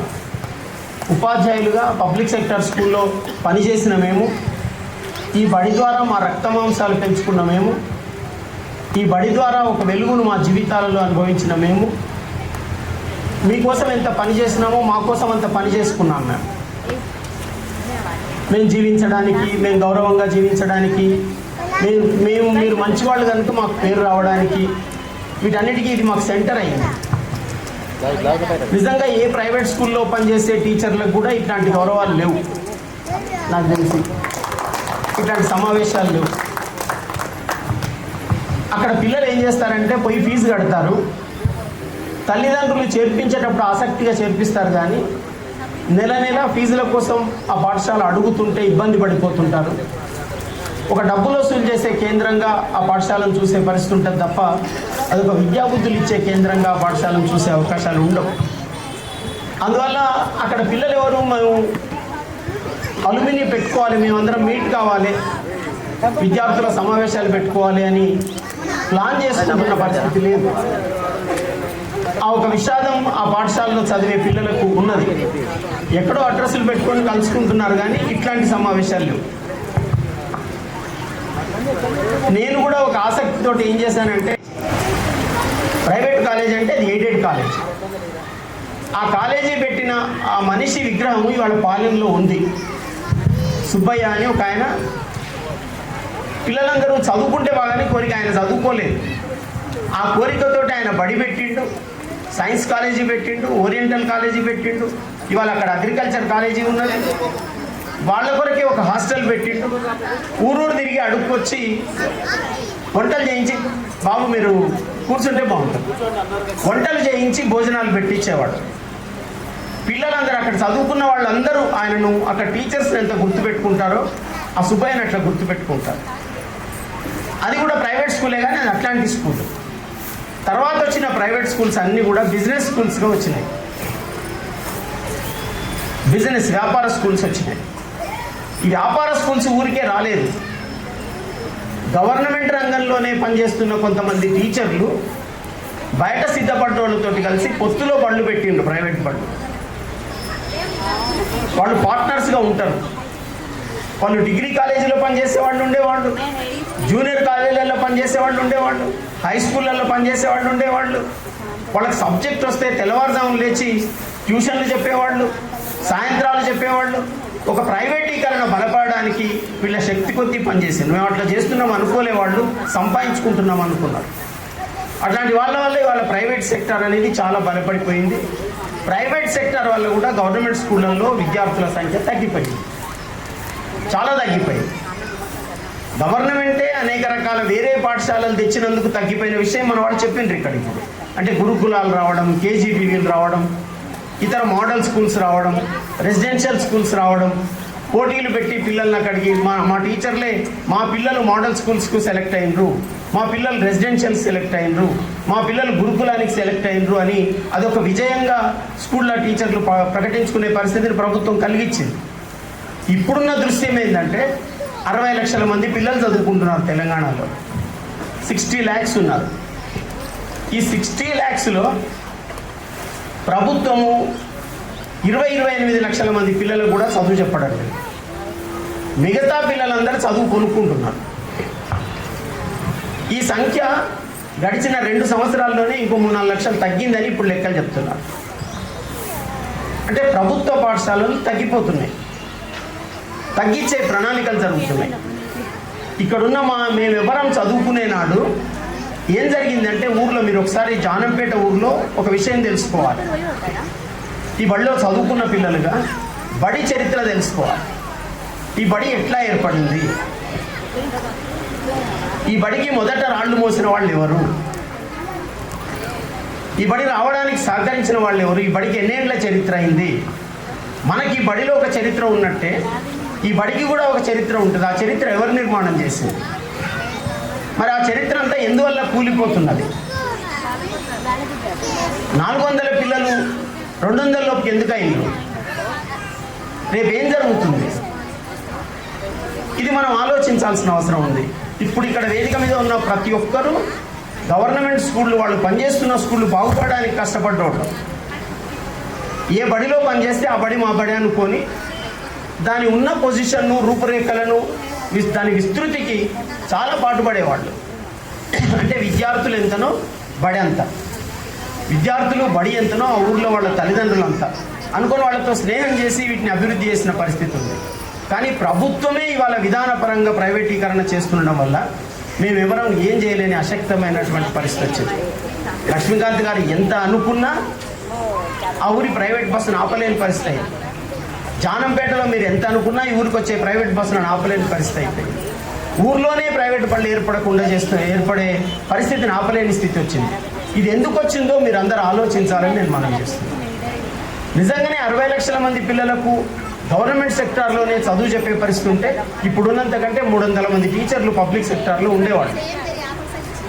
మీలో ఎంతోమంది చదువుకొని ఉద్యోగాలు పొందేవాళ్ళు. మీరందరూ చెప్తుంటే ఎవరి వైఫల్యం అది? నా వరకు నేను ఒక్కరోజు కూడా ఏ విద్యార్థిని కూడా, నేను 35 ఏళ్ళు టీచర్గా పనిచేసిన, ఒక్క విద్యార్థిని కూడా అరే ఒరే అనలే. ఒక్క విద్యార్థిని కూడా స్టిక్ తీసుకొని ఒక్కసారి కూడా కొట్టలే. మీకు కూడా జ్ఞాపకం ఉంటే తెలుస్తుంది. ఒక్కసారి కూడా కొట్టలే.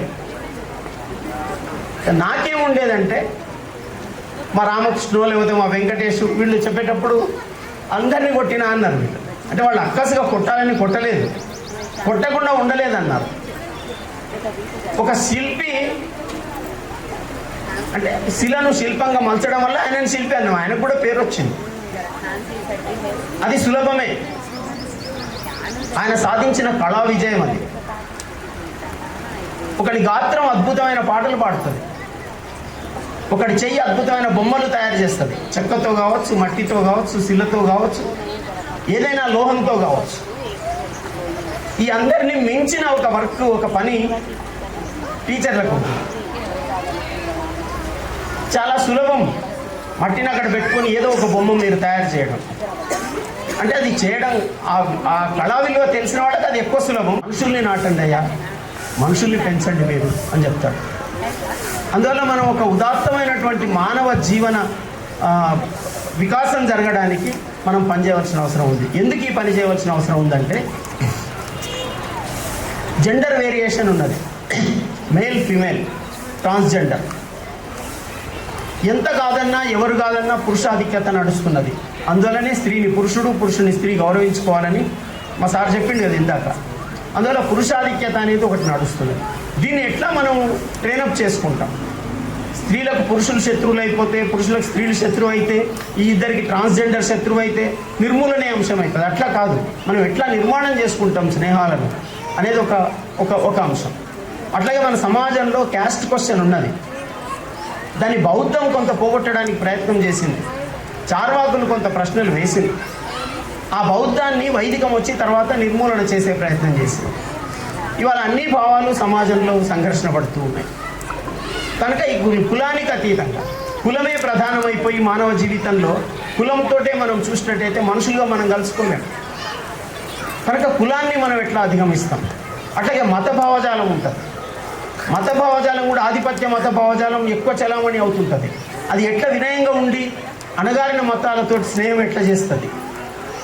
కనుక మన సమాజంలో మనం గుర్తించగలిగినటువంటి భావజాలపరమైన, ఆలోచనల పరమైన ద్వేషాలు ఏవైతే రావడానికి అవకాశం ఉంటాయో వాటన్నిటిని కూడా మనం పక్కకు పెట్టవలసినటువంటి అవసరం ఉంటుంది. అంటే మనిషిగా రూపొందడానికి ప్రిపేర్నెస్ అవసరం, సంసిద్ధత అవసరం. ఎట్లయితే ఒక మట్టి బొమ్మ తయారు చేయాలంటే మన్ను తెచ్చుకోవాలి, నీళ్లు తెచ్చుకోవాలి, ఆ మట్టి మంచిది కావాలి, దాన్ని బాగా నానబెట్టాలి, దాని మీద ఎంతో పని చేయాలి. అటువంటి పని ఏదైతే అవసరం ఉంటుందో అట్లా మనం మనుషులుగా ప్రిపేర్ కావాలంటే కూడా మన సమాజాన్ని అర్థం చేసుకోవాలి, మన జీవితాన్ని అర్థం చేసుకోవాలి. ఇది మారవలసిన అవసరాన్ని కూడా గుర్తించాలి. మనం మార్పు అనేది ఉండదు అనడానికి లేదు. మీరందరూ మారుతూ వచ్చింది, భౌతిక రూపంలో మారుతూ వస్తారు, గుణాలలో మారుతూ వస్తారు, అన్ని విషయాల్లో మారుతూ ఉంటాం. ఆ మార్పు అనేది మన ఎదుటి వాళ్ళందరినీ కూడా ప్రభావితం చేసేటట్టుగా, మంచిగా మలుచుకునేటట్టుగా, ఒక స్నేహాన్ని పెంచేటట్టుగా మారడం అనేది చాలా అవసరం. నేను ఈ లక్ష్యంతో ఏ బడిలో పనిచేసినా అక్కడి ఉపాధ్యాయులతో అట్టనే నా ఉద్దేశాలతో నేను వాటిని చర్చకు తెస్తూనే పనిచేసిన, విద్యార్థుల మధ్య చర్చకు తెస్తూనే పనిచేసిన. 35 సంవత్సరాల నా ఉపాధ్యాయ జీవితం అట్టనే గడిపిన. దాని వెంట నా విరామ సమయాన్నంతా కూడా నేను ఒక ఉపాధ్యాయ ఉద్యమానికి, ప్రజాస్వామిక ఉద్యమాలకు, మహబూబ్ నగర్ జిల్లా సమస్యల మీద పనిచేయడానికి నేను ఉపయోగించిన. ఇక్కడ వచ్చినప్పుడు చేసిన పనులలో నా అనారోగ్యం గురించి చెప్పినా కానీ నేను ఆరోగ్యంగా చాలా పనులు చేసినాను. ఇక్కడ ఈ ఊర్లో ఆ రోడ్డు అవతల సైడు తెలంగాణ ధూమ్ధామ్ కార్యక్రమం నడిపినాం.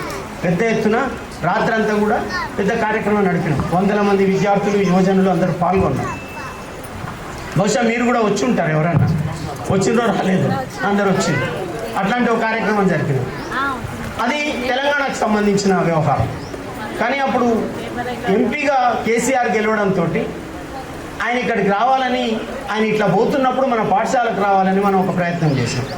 అది ఎంపీగా కేసీఆర్ మీద మన ప్రేమ కాదు, ఎంపీ అయిన ఒక మనిషి మన బడికి వస్తే ఈ బడిని మార్చుకోవడానికి వీలుంటుందని చెప్పేసి ఈ బడిలోనే కూర్చొని మీ క్లాస్ రూమ్లలో వచ్చి అసలు ఈ బడి దృశ్యం ఎట్లా ఉందో నేను పోయం రాసినది ఆంధ్రజ్యోతి మెయిన్ పేపర్లో వచ్చింది. ఇట్లాంటి బళ్ళను ఎట్లా మారుస్తాయి, ఇవి పట్టించుకోకుండా మీరు ఏం చేస్తారు విద్యారంగానికి అని చెప్పేసి. అట్లే ఇక్కడ ఈ పక్కన క్లాస్లో బహుశా 10th క్లాస్ నడుస్తుండే పిల్లలు ఎవరో పరీక్ష రాస్తుంటే జానకరామ్ రెడ్డి సారు వచ్చి ఇట్లా రౌండ్కి వచ్చి ఎవరు కూడా చూడకుండా రాయండి పరీక్ష అనుకుంటూ పోయిండి అనమాట. సార్ చూడకుండా రాయండి అని చెప్తూ పోయిన తర్వాత చూడకుండా ఎట్లా రాయాలి అనే ఒక ప్రశ్న వచ్చింది. సార్ చూడకుండా రాయాలనేది చిట్టీలు చూడకుండా రాయమని, పిల్లలు చూడకుండా ఎట్లా రాయాలనేది కాగితం చూడకుండా రాయాలని, అసలు చూడకుండా రాసేది ఎట్లా అని ఒక పోయం రాశాను ఇక్కడనే. అది కూడా ఏదో పత్రికలో వచ్చింది. అంటే ఇట్లా అసలు ఇటువంటి అనుభవాలు ఉన్నాయి. వీటి తర్వాత చాలా సీరియస్ ఎక్స్పీరియన్స్ ఏంటంటే ఈ కట్టపక్కనే ఇక్కడ ఒక ఇంట్లో బాల్య వివాహం జరుగుతుంటే దాన్ని ఆపినాం మనం. బాల్య వివాహం ఆపడానికి పిల్లలు సహకరించిండ్రు, మహిళా ఉపాధ్యాయులు సహకరించిండ్రు. వీళ్ళంతా వరదగట్టి వాళ్ళ ఇంటికి పోయి అక్కడ మాట్లాడింది. అయితే బాల్య వివాహాలు ఆపడం అనేది ఒక అనివార్యమైన అవసరం, ఇవాళకి కూడా జరుగుతున్నాయి. ఎందుకు నేను ఇది ప్రస్తావిస్తున్నా అంటే ఇప్పుడు నాకు ఇవాళ వచ్చిన తర్వాతనే తెలిసిన విషయము, మన జిల్లాలో ఎక్కడ కూడా వాటర్ ప్రాబ్లం వల్ల ఏం జరుగుతుందంటే కిడ్నీస్ ఫెయిల్ అవుతున్నాయి. ఎక్కువ వాటిని ఏం చేస్తున్నాం, మినరల్ వాటర్ అని తాగుతున్నాం కదా, అవసరమైన మినరల్స్ కూడా అందని పరిస్థితి, రకరకాల కారణాల వల్ల కిడ్నీ ఫెయిల్యూర్స్ పెరిగిపోతున్నాయి. అది పెరగడమే కాదు, తల్లులకు పాలు వస్తున్నాయి కానీ పిల్లలు వాటిని తాగడం లేదట. ఈ ఊర్లో తల్లులు బాలింతలైన వాళ్ళు వాళ్ళ పిల్లలకు పాలు ఇస్తుంటే పిల్లలు తాగడం లేదు. పాలు మిషన్లో తెచ్చుకొని ఆ పాలు తీసి తాగిస్తున్నారు. ఏమి జరుగుతున్నది అసలు మన చుట్టూ, మన సమాజంలో ఏం జరుగుతున్నది, ప్రకృతిలో ఏం జరుగుతున్నది, ఇటువంటి విషయాలను వైద్యపరంగా పట్టించుకోవాల్సినవి ఉన్నాయి, సామాజికంగా పట్టించుకోవాల్సిన విషయాలు ఉన్నాయి. వీటన్నిటి మనం ఎట్లా చాలా భారమైన శ్రమలో ఉన్నారు. మనం గర్వపడాల్సింది ఏమిటంటే మనం మోసం చేసి బతకడం లేదు, కష్టం చేసి బతుకుతున్నాం. అయితే కష్టంతో మనము గౌరవప్రదమైన ఆదాయాలు సంపాదించుకోవడానికి మార్గాలు పెరగవలసిన అవసరం ఉంది. నిన్ననే నేను ఒక విషయం చదువుతూ ఉంటే నాకు అర్థమైంది ఏమిటంటే ఇప్పుడు ఈ దేశంలో 52% మంది 2 పూటలకు మించి తినలేకపోతున్నారు. అంటే తిండి లేదు. 3 పూటలు తింటే ఆరోగ్యంగా ఉంటుందని మనకు తెలిసింది, 4 పూటలు తినాలని వైద్యులు చెప్తున్నారు. షుగర్ లాంటి సమస్యలు ఉండేవాళ్ళు 2-3 గంటలకు ఒకసారి కొంచెం తినాలి, అట్లయితేనే బాగుంటారని చెప్పి. కానీ 2 పూటలు తినగలుగుతున్న సంఖ్య 58% ఉందట. దీనికి కౌంటర్గా తెలిసిన విషయం ఏంటంటే ఇవాళ ఉన్న కార్పొరేట్లకు, ముఖేష్ అంబానీలకు, అదానీలకు, ఇంకా పెద్దవాళ్లకు వాళ్ళ కార్పొరేట్ పన్ను ఒకవేళ 2% పెంచితే 2 తెలుగు రాష్ట్రాల బడ్జెట్ అంత ఆదాయం గవర్నమెంట్కి వస్తుందట. అంటే ఎన్నో చేయొచ్చు వాళ్ళు, కానీ ఏం చేస్తున్నారు? మనం ఎంత, మీరు ఒక సబ్బు కొనుక్కుంటే మీరు ఎంత రేటు కొంటారో అంబానీ అదే రేటు కొనుక్కుంటున్నారు. మేము ఎంత రేటు కొంటామో మీరు అదే రేటు కొంటున్నారు, అంబానీ కూడా అదే రేటు కొంటున్నారు. కనుక మన సమాజంలో ఇంత అసమానతలు ఉండడానికి, పేదరికం ఉండడానికి, కష్టాలు ఉండడానికి ప్రభుత్వాలు తీసుకొచ్చే విధానాలలో కార్పొరేట్లకేమో పన్నులు తగ్గిస్తున్నాయి. ఇప్పుడు ఈ నెలలలో ఎంప్లాయీస్ అందరూ కూడా వాళ్ళ ఇన్కమ్ ట్యాక్స్ పేపర్ సబ్మిట్ చేస్తారు. జీతగాళ్ళు పన్ను కట్టాలట, దోచుకునే వాళ్లకు పన్ను మినహాయింపులు ఉండాలంట. ఈ విధానం నడుస్తుంది. మేమంతా జీతగాళ్ళమే ఒక రకంగా చెప్పాలంటే, ఉద్యోగస్తులమే కదా, నెల జీతగాళ్ళమే కదా. మీరు ఆటోలు నడుపుకోవచ్చు, మీరు క్యాబ్ నడుపుకోవచ్చు, మీరు ఇంకేదైనా వెహికల్ నడపవచ్చు. అది కొనడానికి మీరు ఆటోమొబైల్ ద్వారా ఎంత ప్రభుత్వానికి ఎంత మొత్తంలో చెల్లిస్తున్నారో దానివల్ల ఆటోమొబైల్ కోట్లలో పెరిగిపోతున్నది. కానీ దాన్ని నడిపిస్తున్న వాళ్ళు, దాన్ని చలనంలో పెట్టిన వాళ్ళేమో చాలా కష్టమైన జీవితాలు గడుపుతున్నారు. ఈ అసమానతల నివారణ ఎట్లా అనేది కూడా మనం ఆలోచించాలి. అంటే మనుషులందరూ స్నేహంగా ఉండాలని, మానవ జీవితం బాగుండాలని ఆలోచించాలి. ఈ మనుషులు ఇంత దోపిడీకి గురి కాకుండా, ఇంత అన్యాయానికి గురి కాకుండా ఎట్లా బతుకుతారని కూడా మనం ఆలోచించాలి. ఇటువంటి విధానాలు ఎందుకు చేయడం లేదు? విధానంలోనే మాకు మేలు జరిగే పద్ధతి ఎందుకు తీసుకోవడం లేదు? మాకు అదనపు సాయాలు చేసినట్టుగా అనిపిస్తున్నది. రైతు భరోసా నిధులు లేకుండా నేను సంతకం పెట్టాను అన్నాడట ఆయన, వాపస్ పంపించింది. ఈ మధ్యలో ఆయన ఒక పెళ్లి దగ్గర కలిసి ఏమైందంటే, నేను అట్లా ఫైల్ వస్తే వాపస్ పంపించిన, ఆ బడికి నిధులు పెట్టే నేను తెమ్మన్నాను అంటే, మళ్ళీ తర్వాత వాళ్ళు ఏం చేసిండ్రు, ఒక 5 లక్షలు మాత్రమే పెట్టి పంపించారు. ఆ 5 లక్షలతోటి అయ్యేది లేదు, ఏం లేదని చెప్పేసి, దాని బడి నిర్మాణమే కాదని చెప్పేసి మనం కలెక్టర్ ఆఫీస్లో ఒక ప్రయత్నం చేసినాం. మీరు ఆ ప్రాంతంలో నాగిరెడ్డి గారు, మీ ఊరు కదా అది, దాన్ని మీరు పట్టించుకోకపోతే ఎట్లా అంటే, అసలు స్కోప్ లేదు సార్ అని చాలా రోజులు చెప్పిన తర్వాత మరి ఏదైనా కావాలి, అక్కడ మార్గం రావాలని అంటే బీసీ కాలనీకి శాంక్షన్ చేసినాం. 10 ఎకరాలు 8 ఎకరాలు అయితే అవి ఇండ్లు సరిపోతలేవని వాళ్ళు కట్టుకుంటలేదు. పీరియడ్ అయిపోయింది కనుక శాంక్షన్ లేకుండా అది ఉంటుంది, మీరు కలెక్టర్తో మాట్లాడండి అన్నాడు ఆయన. అప్పుడు కలెక్టర్తో మాట్లాడితే, ముందే ఈయనతో మాట్లాడడం వల్ల కలెక్టర్ ఆయనను పిలిపించడము, ఇట్లా ఒక అవకాశం ఉందని చెప్పడము, దానికి మనకు 5 ఎకరాలు శాంక్షన్ చేయడం జరిగింది. ఆ శాంక్షన్ ఆర్డర్ తీసుకోవడానికి ఒక రెజల్యూషన్ కావాలి. ఉన్న సర్పంచ్ని అడిగితే, ఇప్పుడు నేను రాయలేను కదా, అది ఎప్పుడో పాతకాలంలో చేసినట్టు ఉండాలి అని ఆల్రెడీ మాజీ అయిపోయిన సర్పంచ్ని ఒకరిని గ్రామ పంచాయతీలో పిలిపించి, పాతకాలం రాత రాసే వాళ్ళతోటి ఆ తీర్మానం కాగితం తీసుకొని దాంట్లో రాయించి, ఒక హాలిడే నాడు నేను జానకరామ్ రెడ్డి సార్ వచ్చి ఆ తీర్మానం చేసి దాన్ని ఆఫీస్లోకి చేర్చి ఒక ఆర్డర్ తీసుకోవడం జరిగింది. దాని మీద అప్పుడున్న విలేజ్ సెక్రటరీ కొంచెం ముస్లిం అబ్బాయి, జహీరా ఉంది కదా, అతను చాలా సహకరించిండు. ల్యాండ్ కొలిచేటప్పుడు లోపలి భూమి తీసుకోమంటున్నారు వాళ్ళు. లోపలికి తీసుకోము, ఒడ్డుదే తీసుకుంటాము, ఈ రోడన్స్నే ఉండాలి స్కూల్ అని చెప్పేసి మనం ఈ ప్లేస్ తీసుకోవడం, ఆ ఎండలో దాన్ని కొలుచుకోవడం జరిగింది. ఒక అడుగంటూ పడ్డ తర్వాత దాన్ని అందరూ మోసింది. ఆ నాగిరెడ్డికి మనం ఆ ఫైల్ కదిలించి వర్క్ చేసిండు. ఆ నాగిరెడ్డి ఆయన పేరును మనం ప్రస్తావించుకున్నాం. ఇప్పుడు కలెక్టర్ కూడా అట్లా సహకరించి ఒక ఆర్డర్ ఇచ్చిండ్రు. ఇప్పుడు స్కూల్ అక్కడ వచ్చింది. అయితే అసలు సమస్య ఏమొచ్చింది, స్కూలే ఉంటుందా పోతుందా? ఇంటిగ్రేటెడ్ స్కూల్స్ పెట్టి, మోడల్ స్కూల్స్ పెట్టి ఇవన్నీ చేస్తారా అనేది ఒకటి ఉన్నది.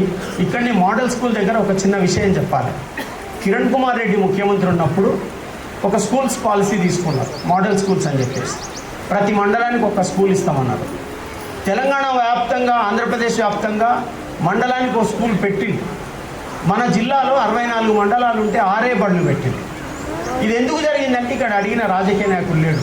నల్గొండ జిల్లాలో 56 బడులు పెట్టింది, కరీంనగర్లో 30-40 బళ్ళు పెట్టింది, వరంగల్లో విపరీతంగా బళ్ళు. ఆ బళ్ళు ఇక్కడ పెట్టలే. అంటే ఒక మోడల్ స్కూల్ నుంచి పిల్లలు సంవత్సరానికి 100 మంది బయటకు వస్తారు. 6 బళ్ళు ఉంటే 600 మంది వస్తారు. 50 బళ్ళు ఉంటే ఎంతమంది పిల్లలు వస్తారు? 5,000 మంది పిల్లలు వస్తారు. అంటే మహబూబ్ నగర్ జిల్లా నుంచి విద్యావంతులైన వాళ్ళు, బాగా చదువుకున్న వాళ్ళు బయట సమాజంతో పోటీ పడడానికి పెద్ద సంఖ్యలో వచ్చేటటువంటి అవకాశాలు ఇక్కడ లేకుండా చేస్తారు. అంటే మన జిల్లాలో ఇరిగేషన్ అవకాశాలు తక్కువ ఉన్నాయి, లేవు. విద్యా అవకాశాలు కూడా లేవు లేదా తక్కువ ఉన్నాయి. ఈ పరిస్థితి మారకుండా ఏమీ కాదనుకున్న కాలంలో ఉన్న స్కూళ్ళు కూడా ఉంటాయా పోతాయా అనే ఒక పరిస్థితి వచ్చింది. ఒకనాడున్నన్ని స్కూళ్ళు, అంటే ఒకనాడున్నంత సంఖ్య ఉండకపోవచ్చు, కానీ ప్రతి జనావాసంలో బడి ఉండాలి. ఎందుకు బడి ఉండాలంటే, ఆ ఊర్లో గుడి ఉంటున్నది. ఒక గుడి కాదు, కులానికి ఒక గుడి ఉంటున్నది.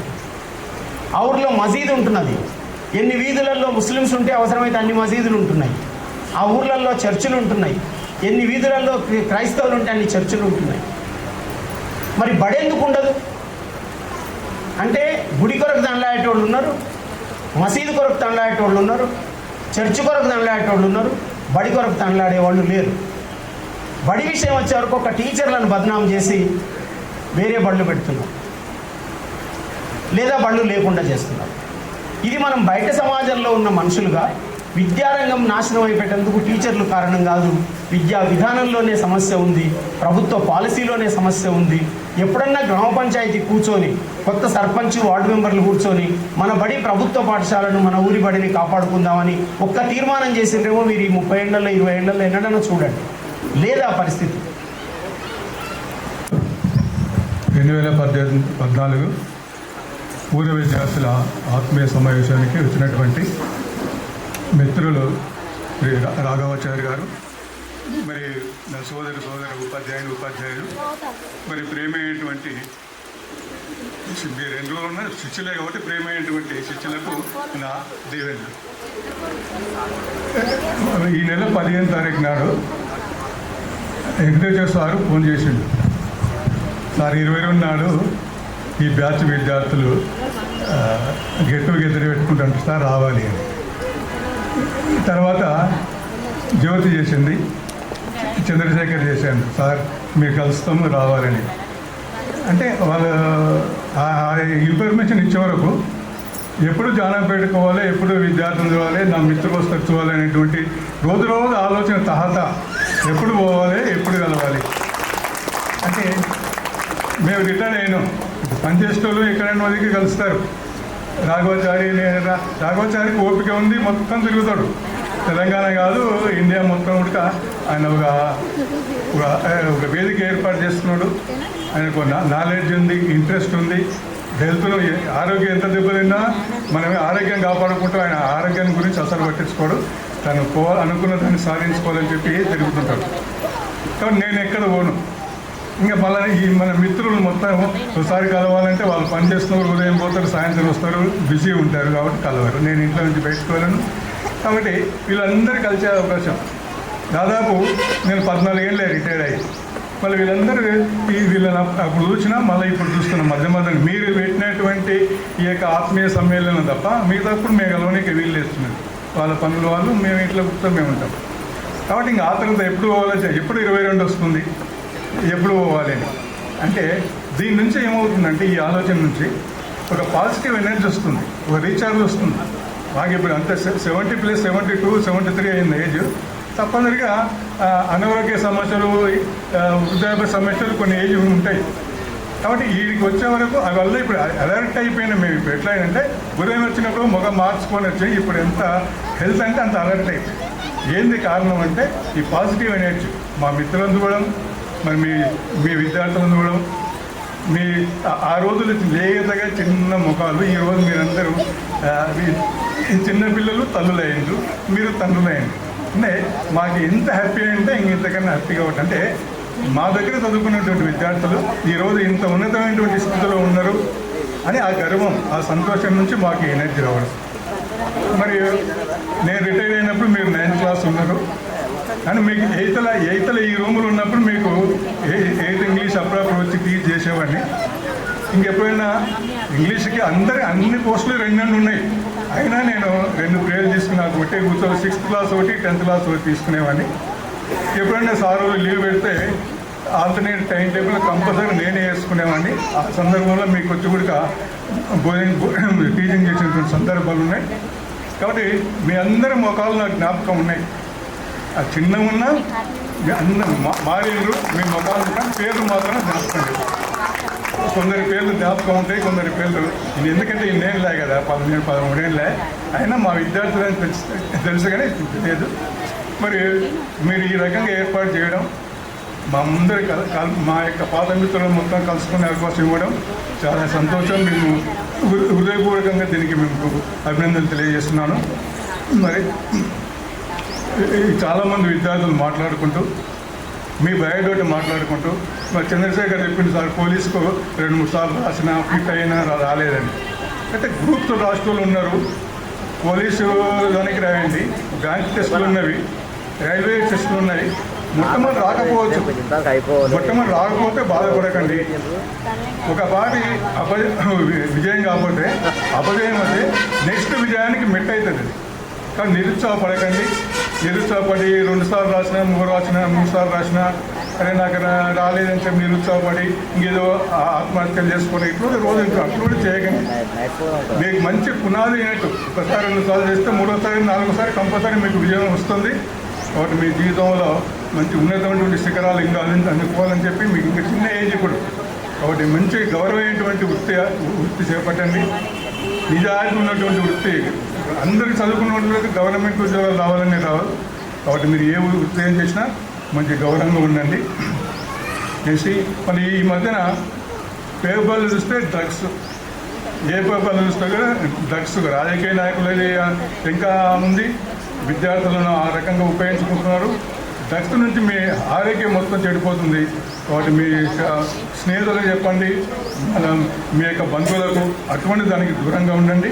మీరు కష్టపడి మంచిగా అటువంటి చెడ్డ అలవాటు మాత్రం చేసుకోవాలని కోరుతున్నా. మరి ఈ మధ్యన చాలామంది రోజు పేపర్లు చూస్తే, ఈ రోజు పేపర్లు చూస్తే తల్లిదండ్రులను చాలా బాధ పెడుతున్నారు. మళ్ళీ మీకు అత్తలు ఉంటారు, మామలు ఉంటారు, అమ్మ పెళ్ళైన వాళ్ళు, వాళ్ళను కూడా మీ అమ్మలు లేక చూసుకోండి. ఏ సమస్య రాదు. ఆమె మిమ్మల్ని బిడ్డలేక చూసుకొని మీరు అత్తను తల్లి లేక చూసుకుంటే ఆ కుటుంబం సంతోషంగా ఉంటుంది. కాబట్టి ఈ కొద్దిగా ఆ రకంగా రాక అన్ని సమస్యలు ఒక్కొక్కరి తల్లులను తీసుకుపోతున్నారు. రీసెంట్గా సికింద్రాబాద్ హాస్పిటల్ జాయిన్ చేసి అమ్మ నేను ఇన్నే ఉండి నేను ఇప్పుడు వస్తాను, దీంతో అట్లే పోయింది 3-4 దినాలు. ఆమె అట్లే పడింది హాస్పిటల్లో. ఇంకా పోలీసులు చూస్తే ఏందని చూస్తే ఇడిచిపెట్టిపోయింది. ఈ రోజు పేపర్లో 4-5 కేసులు అటువంటి వచ్చినాయి. మొన్న అయితే నారాయణపేట డిస్టిక్లో ఇడిచిపెట్టిపోయింది హాస్పిటల్. ఎంత గొప్ప ఆలోచన చేసుకోండి. జంతువులు వాళ్ళ పిల్లలను తల్లిని ఇడిచిపెట్టిపోవు. అరే మా అమ్మ అంటది, మా బిడ్డ అంటది. మనం ఈ రోజు ఇంత తెలివి ఉండి, విచిత్రంగా జ్ఞానం ఉండి, మన తల్లులు ఎంత ఇబ్బంది, వాళ్ళు ఎంత కష్టపడి మనల్ని దాకింటారు, వాళ్ళని మనం ఎంత నిర్లక్ష్యం చేస్తున్నాం. కాబట్టి మీరు ఆ రకంగా మీ తల్లిదండ్రులను గౌరవించండి, వాళ్ళని మంచిగా సర్వీస్ చేయండి. తర్వాత గురువులు.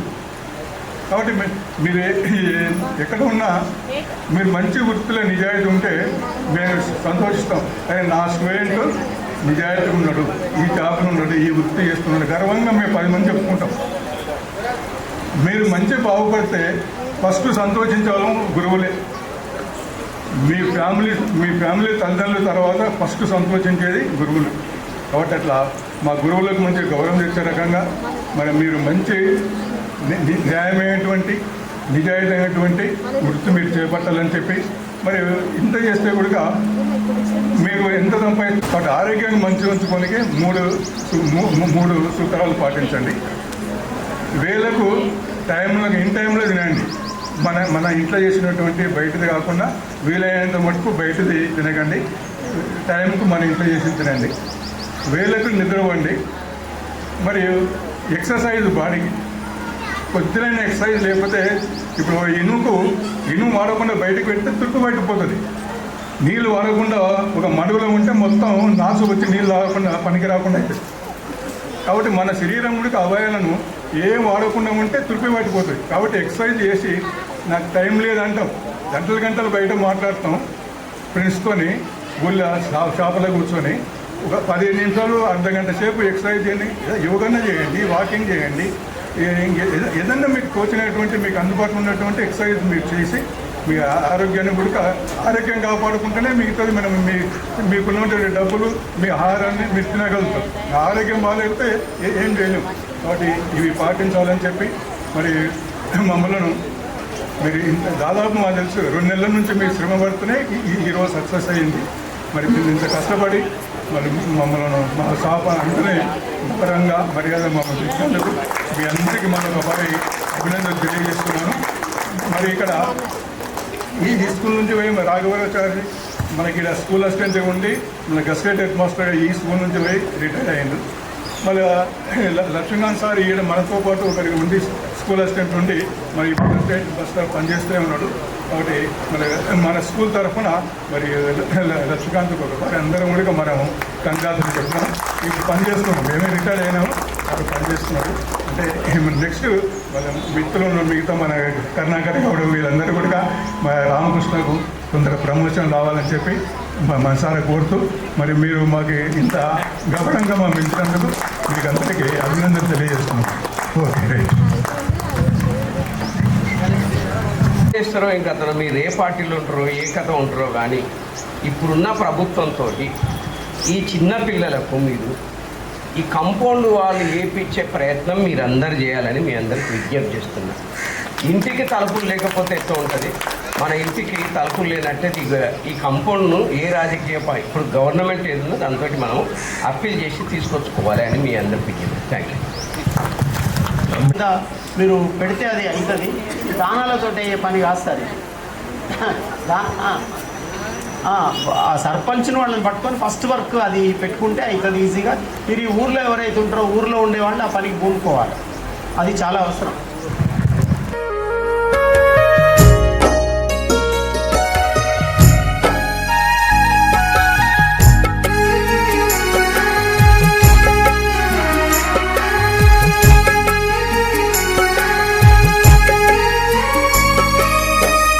గురుదేవా నిను మరువములే మా గురు బ్రహ్మ వందనాలులే.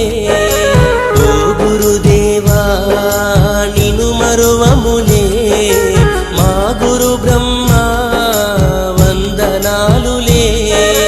విద్యా బుద్ధులు చెప్పి బాట చూపిన మంచి చెడులు విప్పి చెప్పి దారి చూపిన బడి గుడిలో వెలసినవో దేవదేవుడా మా తలరాతలు రాసే ఆచార్యుడా. ఓ గురుదేవా నిను మరువములే మా గురు బ్రహ్మ వందనాలులే.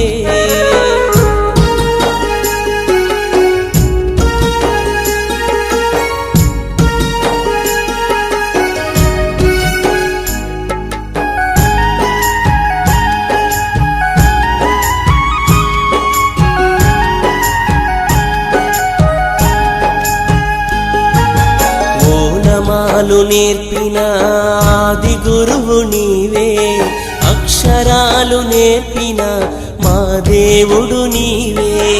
ఓనమాలు నేర్పిన ఆది గురువు నీవే, అక్షరాలు నేర్పిన మా దేవుడు నీవే.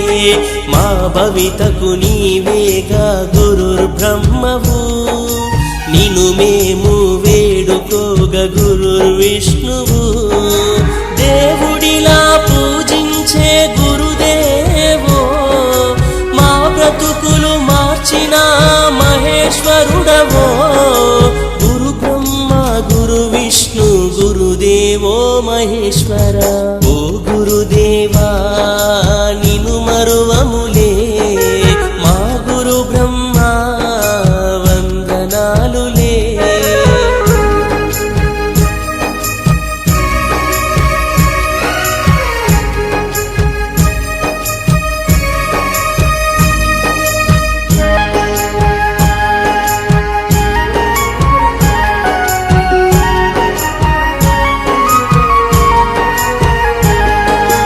అమ్మలోని ప్రేమను మాకు పంచగా, నాన్నలోని బాధ్యతను చూపినారుగా. అమ్మలోని ప్రేమను మాకు పంచగా, నాన్నలోని బాధ్యతను చూపినారుగా. ఎదిగినా ఒదిగి ఉండే గుణాలను నేర్పి రేపటి మా భవితను అందంగా తీర్చిదిద్ది కన్నవాళ్ళ కలలే సాకారం చేయగా శిలలను శిల్పాలుగా మార్చినారయా. భావితరం మా బ్రతుకుల పునాదులే మీరయా. ఓ గురుదేవా నిను మరువములే మా గురు బ్రహ్మ వందనాలులే. ఓ గురుదేవా నిను మరువములే మా గురు బ్రహ్మ వందనాలులే. విద్యా బుద్ధులు చెప్పి బాట చూపిన మంచి చెడులు విప్పి చెప్పి దారి చూపిన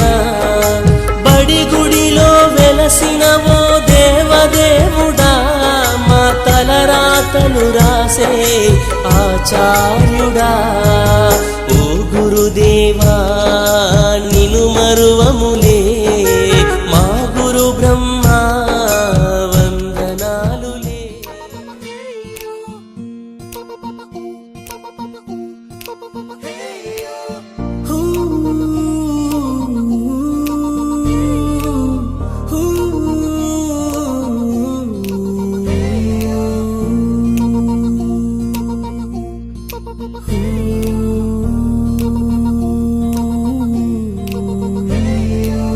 ఫ్రెండ్షిప్ని మించిన బాండింగ్ ఉందా మావా లోకంలో? ఫ్రెండ్షిప్ని పోలిన సౌండింగ్ వినగలవా నీ గుండెల్లో? ఫ్రెండ్ అంటే ప్రాబ్లం కాదు సొల్యూషన్ తానంటాడు. ఫ్రెండ్ అంటూ తోడొకరుంటే ఎండే కాదు నీ ట్రెండ్. నువ్వు లైన్ వేసే వేళ ఫుల్ టైం సపోర్ట్ గా ఉంటాడు. జిమ్ లో వెయిట్ లిఫ్టింగ్ చేసే వేళ డంబెల్స్ అయి వస్తాడురా. నువ్వు మందు కొట్టే వేళ మామ మంచింగే నీ ఫ్రెండ్ ర. మందే ఎక్కువై చంద్రశేఖర్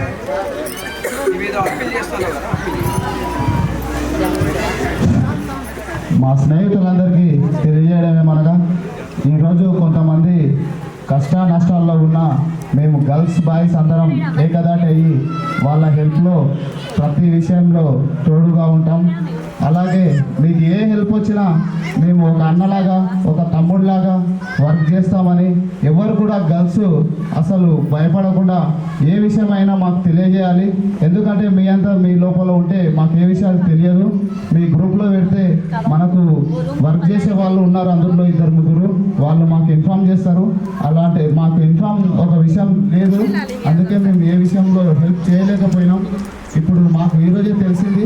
ఈ విషయాన్ని ఒక నెల రోజుల లోపలే ఏదో ఒక హెల్ప్ ఖచ్చితంగా చేస్తాం మా గ్రూప్ అందరం కలిసి. మీరు ఏ విషయం కానీ కంపల్సరీ మాకు తెలియజేయాలని కోరుతున్నాను. Thank you.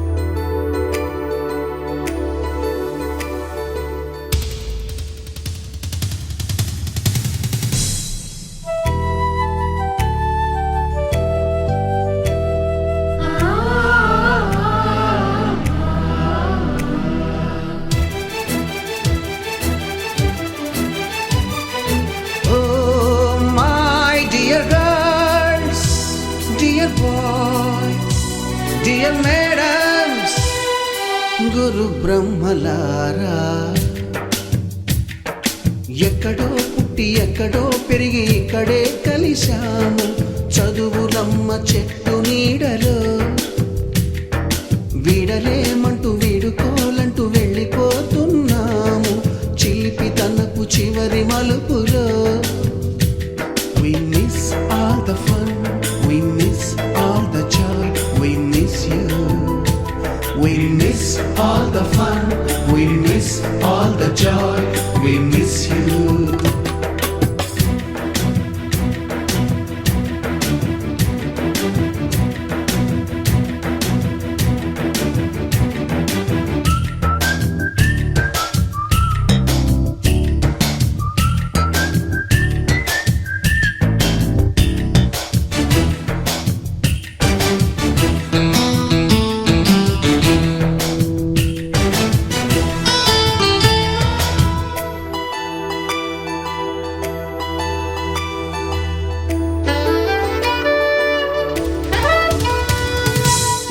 బుక్కులోన రాణికి పంపిన ప్రేమ లేఖలు సైన్సు ల్యాబులోన శీలపై చల్లిన ఇంకు చుక్కలు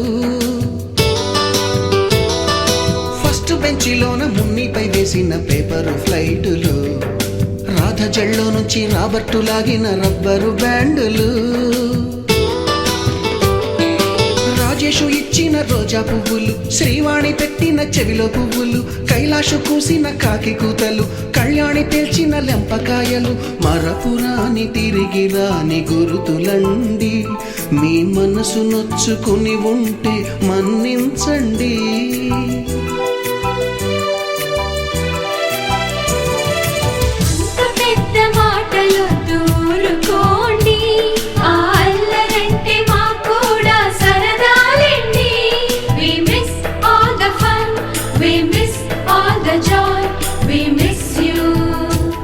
We miss all the fun, we miss all the joy, we miss you. ఎక్కడో పుట్టి ఎక్కడో పెరిగి ఇక్కడే కలిశాము చదువులమ్మ చెట్టు నీడలో వీడలేమంటూ వీడుకోలంటూ వెళ్ళిపోతున్నాము చిలిపి తనకు చివరి మలుపులో.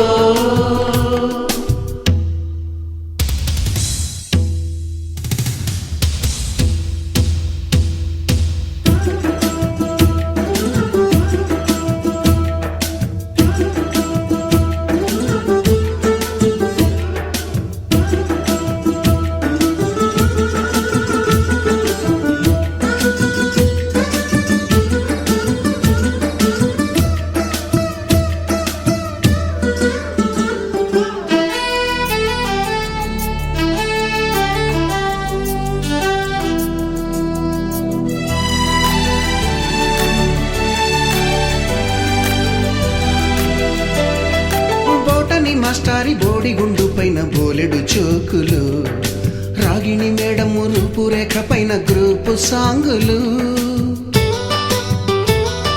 సుబ్బయ్య మాస్టారి స్కూటీకి గుచ్చిన గుండు పిన్నులు టైపిస్టు కస్తూరి ఖాతాలో తాగిన కోకు టిన్నులు బ్లాక్ బోర్డు పైన గ్రీకు బొమ్మలు సెల్ ఫోనుల్లోన సిల్లి న్యూసులు బాతురూములోన భావ కవితలు క్లాసు రూములోన కుప్పి గంతులు మరపురాని తిరిగి రాని గురుతులండి మీ మనసు నొచ్చుకుని ఉంటే మన్నించండి.